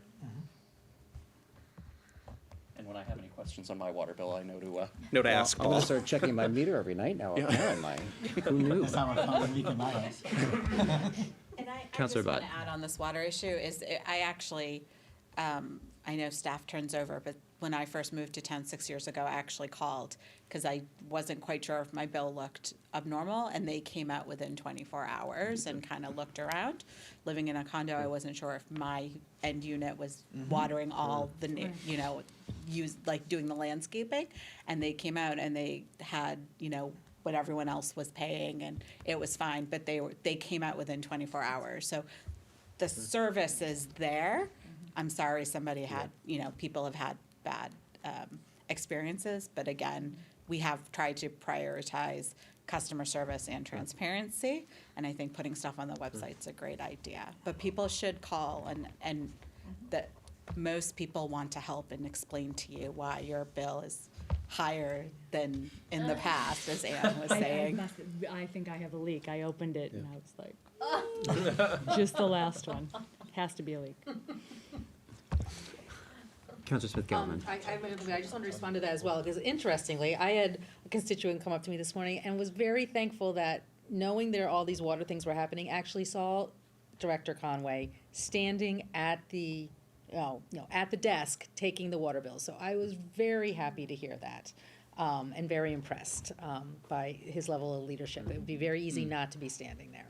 So I'm sure that that's not across the board, because he can't stand there all the time, but I was really happy to hear that. And the only other constituent issue I have is just, and Steve maybe can give an update at the next meeting, where we are on videotaping meetings other than this meeting. So, zoning, planning, there's a lot of interest in that, and I just don't want it to lose momentum. And I know that WCAT, and there's a couple of people, IT, that have to coordinate on it, and just want to keep that on top of the list. Thank you. Anything further? All right, seeing none, so we will stay on top of this water bill issue, because it is an important issue, and it's one that we have to address. And Mr. Mayo, if we need to dispatch more folks to more homes potentially, maybe that's something, because I think to Councilor Donaco's point. We're gonna send out Mr. Donaco. He seems to know all the tricks. But it sounds like, oftentimes it may be something that the homeowner may be unaware of, and that obviously it becomes a problem, certainly. It's the simplest, serious though, it's the simplest thing to do, because your meter is accessible and the numbers are right there. So all you have to do is just record the numbers, and the next morning, if those numbers change, that means your water's flowing through your meter.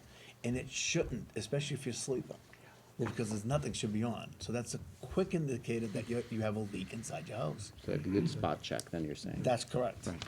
That's my advice. Thank you. Home tips from Paul Donaco today. There you go, 101. These are very complete meetings. Go ahead. Item number 12, Chairman's comments. I just have three things that I wanted to hit. Last time we had spoken about, we had on the agenda, but ran out of time, the budget process post-tri-board meeting. I do want to, again, highlight what Mr. Mayo had to say about the DPW laborers contract. We are beginning to approach things differently with respect to budgeting and negotiations, and bringing in the Finance Committee forecasting and DPW subcommittees was an important step. That is now happening with budgets overall for the next, for the upcoming budget season. Finance Committee is currently setting up their subcommittees and their liaisons, and they will begin to meet with department heads and/or Mr. Mayo on the various budgets going forward. And another change that we're looking to have this year is to involve the Finance Committee liaisons for particular budgets in the process before the budget gets presented to Town Council.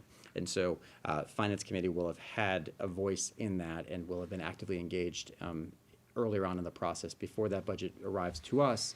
And we're also inviting and encouraging the Finance Committee liaisons to come and participate in that budget presentation before us. And I think that will make for a far more robust process. It's a better collaboration between the Finance Committee and Town Council. And I think it will help to guide our own decision-making relative to the budgets that come before us, as the budgets come before Town Council, before they come before the Finance Committee as a general body. Next, Public Safety Building Reassessment Committee. I do want to recognize the work of one of the subcommittees that is led by Jen McDonald, who is our communications and content director. She has been doing a great job working with the subcommittee on making sure that we are formulating information and messaging to the community so that they understand what we're looking at relative to this potential project. So that is a work in progress now. That subcommittee, I know Mr. Mayo has been involved, as has Chief Scory and Deputy Chief Calabrese, and they've really distilled down the information to make sure that we have a full and accurate representation out to the community about what the issues are and ways that we're trying to problem solve them. So in the coming weeks and months, I expect you'll be seeing videos and frequently asked questions and a lot of other really helpful information so that residents can make informed decisions relative to that potential project. And finally, coffee and conversation with town councilors. This is something that I would like to have us begin as more of a kind of a standard operating procedure periodically. I think it's a good opportunity, Councilor Donaco, to your point, to engage our constituents. And so I have set this for next Friday, the 22nd of November from 8 to 9 a.m. at Brothers. This is an opportunity for town councilors and the public to come out and have discussion. It would be posted as a meeting technically, although it's meant more for an opportunity for folks to come out. And I expect us to be able to have a number of these in the future going forward. So this would just be the first in several going forward. But I do think it's a good opportunity before we get into Thanksgiving and then the stress of the holidays. So I just want to put that on everyone's calendar as well. Item number 13 is banner requests. I know we talked about this at the last meeting. We do need to have a process for banner submissions, and I know that that's something that we're continuing to work on, Madam Clerk, relative to that. And I would hope that by year's end we'll have a streamlined process, because right now it's Gas and Light has has certain calendaring. We have certain calendaring. There's no cohesive approach currently. But the request before us this evening that we're entertaining is a request from the Wakefield Community Partnership, and this is to hang a banner relative to the holiday stroll. The information is in the packets, and the dates would be from November 25th through December 9th. It would say, "'Tis the season holiday stroll, celebration of annual event in its 11th year." That is the subject matter of the banner. So with that, I'll entertain a motion. So moved. Second. Okay, moved by Vice Chair Santos, seconded by Councilor Chines. Any discussion on this? Seeing none, the motion before you is the approval of the Wakefield Community Partnership's request for a banner over Main Street from November 25th through December 9th. All of those in favor? The vote of 6-0, the motion carries. And best of luck to that event now in its 11th year, unbelievably, but it gets better each year. Next item on the agenda is item number 14. This is the acceptance of gifts. We have two tonight. One request from the BB Memorial Library for the acceptance of various gifts that have been offered to the library. I'll accept a motion for the acceptance of those gifts. So, second. All right, so moved by Vice Chair Santos, seconded by Councilor Donaco. Any discussion? Okay, so you're voting for the acceptance of gifts to the BB Memorial Library. All those in favor? Aye. Item 14B is a request from the Council on Aging. Council on Aging seeks approval to accept and expend gifts that they have received from various donors with thanks. So moved. Second. Moved by Vice Chair Santos, seconded by Councilor Donaco. Any discussion? Seeing none, all those in favor? Aye. Vote of 6-0. Thank you to the generous donors, to the library, and to the Council on Aging. Item number 15 is surplus equipment. Surplus equipment contained in the Department of Public Works. Mr. Mayo, if you could briefly speak to this. Sure, you have the 17 items in your packet. We started doing this a couple of years ago, or maybe a year ago now, because what happened, we found that whenever it was a larger item, like some of the automobiles here, or engines that we traded in upon new purchases, we really weren't getting for the trade-in. We're getting nothing. So we found out if we designated a surplus and went out to bid and sold the car separately, we actually got more money. In fact, last fiscal year, we got between $25,000 and $26,000 last fiscal year. This year, we've only got about 900. We haven't done much, so here's the rest of it here. Very, very quick. We have lots of miscellaneous starters and alternators. These are parts for vehicles no longer in our fleet. And they're just really gaining dust and taking up space in our stock room. So we hope to sell them and to get some money for it. We have a Pelican sweeper, Elgin Pelican sweeper lower gutter broom assembly. Mouthful.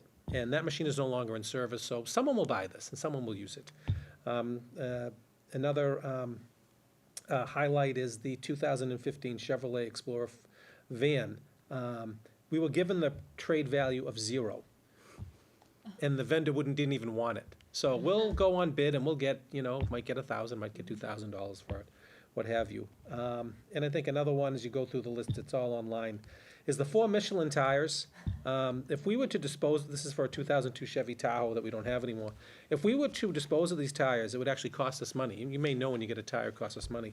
But there isn't a value for used tires for junkyards who fill them and with solids and reuse them. So we'll get a few dollars there. We'll report back to the board like we did before and what we get for this, but this has worked out fairly well, and it helps knock down the cost of something later on and clears out some space for us and gets rid of some old items that, because we're bursting at the seams as we go. But a lot of them are for old parts that we don't have the machines anymore, so someone will use them. And it's amazing, people will come up to me and say, Steve, I bought this plow from the town. They're thrilled that they bought this plow blade for $500-600 that we didn't fit on any of our machines anymore. So it's perfect. Everyone wins. Everyone's happy. So we'd like the board to authorize us to auction. This is surplus equipment. Okay. I know Vice Chair Santos was looking, she had her eyes on the 2-ton electric chain hoist. So you called dibs on that. I did, because we've been looking for a long time, But so I was thrilled to see it on the list. We have to put it out to bid nonetheless and see what we get. But if you're the highest bidder, it could be yours. Excellent. So with that, I'll entertain a motion for the listing of the surplus equipment for sale. So moved. Our second. Moved by Councilor Denalco, seconded by Vice Chair Santos. Any discussion? All right. All those in favor? Aye. All right, 6-0. Congratulations, Anna. Okay. Someone wanted the palette of miscellaneous Fisher plow parts. Wow. That was pretty good, too. That's what you had your eye on, Jonathan? I didn't want to highlight that, Steve. I wanted to kind You of wanted to low underbid bid, that. okay. Yeah, you're killing my game here, Mayo. The Blue Man lift, too, I don't know what that is. Item number 16 is appointments. We actually have an opening on the Finance Committee, and so this would be the Town Council authorizing our Madam Clerk to post and advertise for the position, and this would be to fill the remainder of the 3-year term, which would be ending on June 30th of 2020. Entertain a motion to that effect. So moved. Second. Moved by Vice Chair Santos, seconded by Councilor Denalco. Any discussion? Just a question, Mr. Chair. Councilor So Shines. given that the town council isn't the appointing, or I guess let me rephrase my question. So for a regular term for the Finance Committee, the town council isn't the appointing body. Are we the appointing body to fill an unexpired term, or? No, we Okay. are one of the 3 that would be selecting. It'd be the chair of the. You as the chair is Me- one of the right, 3. Chair, and then our town moderator are the 3 that appoint. So just out of curiosity, so why are then we voting to advertise for We- a position that we We don't fill? handle the advertising for that because there is no, we also clerk for the Finance Committee. Okay. So it's and the moderator, is his own person, so there's someone that needs to do this, so. Okay. We want to get authorization from our council to have it done. Okay. Thank you. And make sure it gets done, this way we're making sure it gets done. Maybe that's more important. So we have a motion and second, I believe, is that right? All right, so any further discussion? All right, seeing none, all those in favor? Aye. Aye. 6-0, the motion passes. Thank you, Madam Clerk, for taking care of that. Item number 17 is warrants. Councilor Shines, I'll turn over to you to give us an update on warrants 14 through 18. Sure. So I did sign on November 6th warrants 14 through 18, totaled about $13.3 million. mostly payroll benefits, debt payments, and enterprise transfers. Just want to highlight in your packet, we actually did consolidate the report that comes through rather than giving you a separate page for each warrant. They're all on one spreadsheet, so hopefully it's a little bit easier to review that. And thanks to Ms. Dalton and the accounting department for pulling that together. Happy to answer any questions folks have. Any questions for Counselor Chines? Okay, no vote required. So thank you, Counselor Chines, for your You're update on that. Item number 18 is matters not anticipated for the agenda. These would be matters that have come up within the last 48 hours. So that's not anticipated to be on this agenda within posting requirements. Are there any? All right. I have Counselor two that maybe could have been under constituent issues. I don't know where to place these, so I'm going to do them now. One, it's been mentioned before, and I'm looking to you, Sherry. Is there a way we can strike personal information from that are in the packets? That has been brought up, and I'll probably refer to Tom and Yeah, Steve. I think we do strike tax ID numbers, Okay.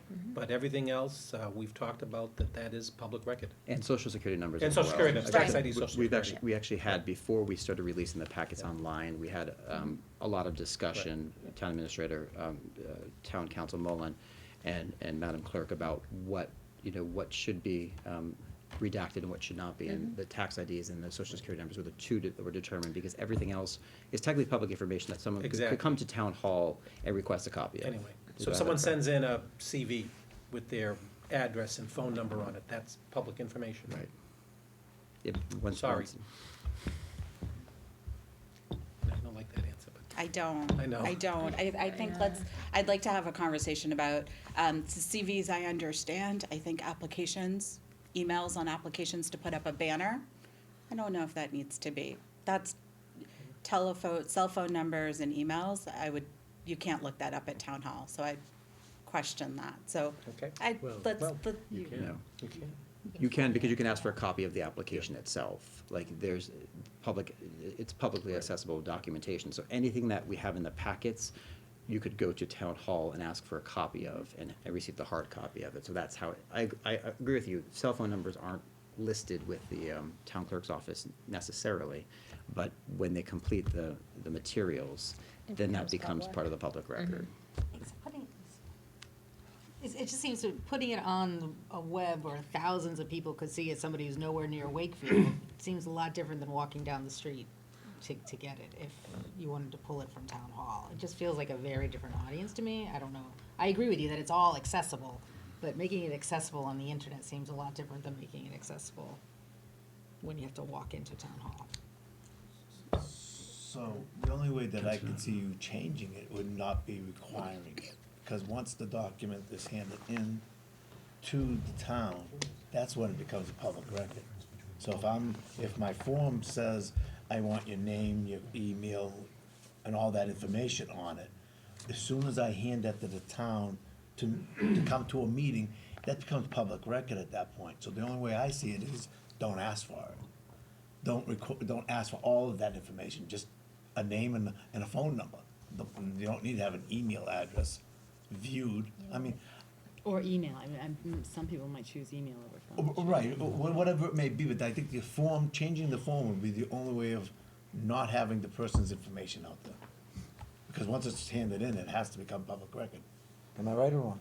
Every document made or received in your official capacity is a public record unless it Yeah. falls into an exception. There are exceptions for things like social security numbers. There's an exception for addresses and phone numbers and email addresses if they are of public employees maintained as such. But in the case of somebody who happens to be a public employee who submits an application for some kind of license and he puts his email address, it's not maintained as such. Any other matters? Okay, seeing none, item number 19, announcements and acknowledgements. This is the opportunity for any members of the council, our town administrator, Madam Clerk, or town council Mullen to offer any announcements or acknowledgements. Do we have any this evening? No, you go. Just a couple of things. First, just wanted to mention, I do have office hours. I know we talked about this earlier. But my November office hours are coming up this Saturday from 9 to 11 at the trustees' room at the BB Library. So look forward to any folks there. I did just want to mention, I'm guessing most people saw, the Student Opportunity Act continues to work its way through the legislature. So this is the education funding bill that Senator Lewis has been spearheading. It has since passed both the Senate unanimously as well as the House, which is great news in conference committee, and so look forward to seeing that move forward. On the legislative front, Mr. Mayor, I just wanted to ask you, I know you shared with us a letter that you had sent to Speaker DeLeo around the property tax exemption. I'm going to Winthrop's house now because Okay. he hasn't So I was going responded. to ask, we No, haven't seen any I haven't response seen any from that. response yet, no. Well, Sorry. if you want a group to go with you to Okay. Winthrop, you'd probably find some folks here.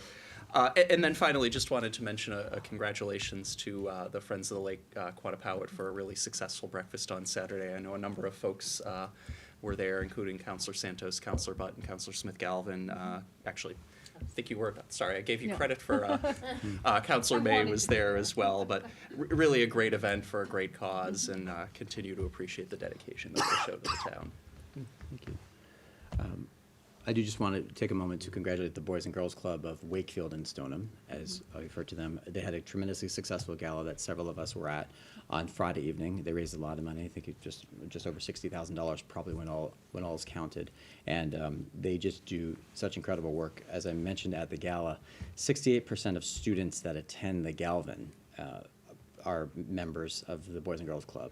And that's just a remarkable number. So it just goes to show the kind of direct impacts that club has on our community and students of a certain age. So incredibly appreciative for all that they do, and congratulations to them on a job well done. I do also want to recognize and thank State Representative Broder.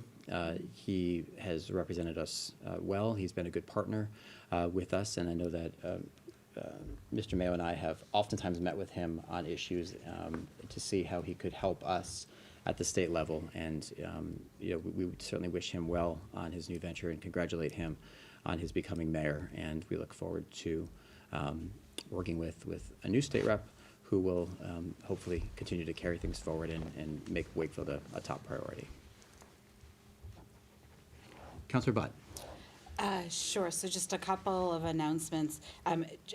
Jay Panetta mentioned it earlier. Wakefield 101 is Thursday, November 21st at 6:30 to 8.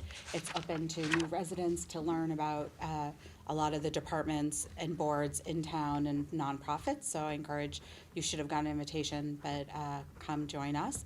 Also, just a reminder, town meeting 11/18, Monday. Starts our one day, hopefully, knock on wood, town meeting. I get a thumbs up from the other side of the table. Unknowingly, I also scheduled my office hours to follow Jonathan. So mine are 11 to 1 in the trustees' room at the library on Saturday. If you show up around 11, you can get You both get of us. both of us. And then I will repeat this at our next meeting, but as we talk about the churches and faith community in town, they have started an interfaith Thanksgiving, and this year it's scheduled for Tuesday, November 26th at 7 p.m. at the First Parish Congregational Church right on the lake. It is one of my favorite events of the year, so I hope people can join. It is open to all. A beautiful ceremony to right before Thanksgiving. Yeah. Councilor Smith-Galvin. Just quickly, there is a movie being shown on the 20th of November called The First Day Movie, which is about Chris Herron, who was a professional basketball player and struggled with substance abuse. It has been previewed around in other towns. I'm hearing great things about it. It's open to parents and 7th to 12th graders, so that's 7 o'clock on the 20th at the Galvin Middle School. And I have office hours as well on Sunday at the library, not Saturday, and Sunday at the library from 3 to 5 in the afternoon. I know it overlaps slightly with the Patriots, but not for very long. So, so I hope to see people. And I particularly, if anybody has any questions about how town meeting works or what on the warrant, not that I'm the expert, but sometimes there's a lot of kind of mysticism around these town meetings, and I'd be happy to sit down and talk with anybody about that on Sunday. Great, thank you. Anyone else? All right. Well, with that, I will remind everyone that our next regular town council meeting is on Monday, November 25th. As you know, we had our town council meeting on a Wednesday in the hopes of avoiding Monday Night Football. And, hopefully we'll see that Nielsen will show that. Veterans Day. I'm kidding. Hopefully we'll show that our ratings are better on a Wednesday than a Monday. If that's the case, and we won't do it in the fall. We'll do Wednesday meetings. I'm joking, of course, obviously, because of Veterans Day, we had moved to Wednesdays for this meeting. So with that, I'll entertain a motion to adjourn. So moved. Moved by Councilor Donaco, seconded by Vice Chair Santos. Assuming no discussion, all those in favor? Aye. All right, this meeting is adjourned. Thank you. Thank you very much.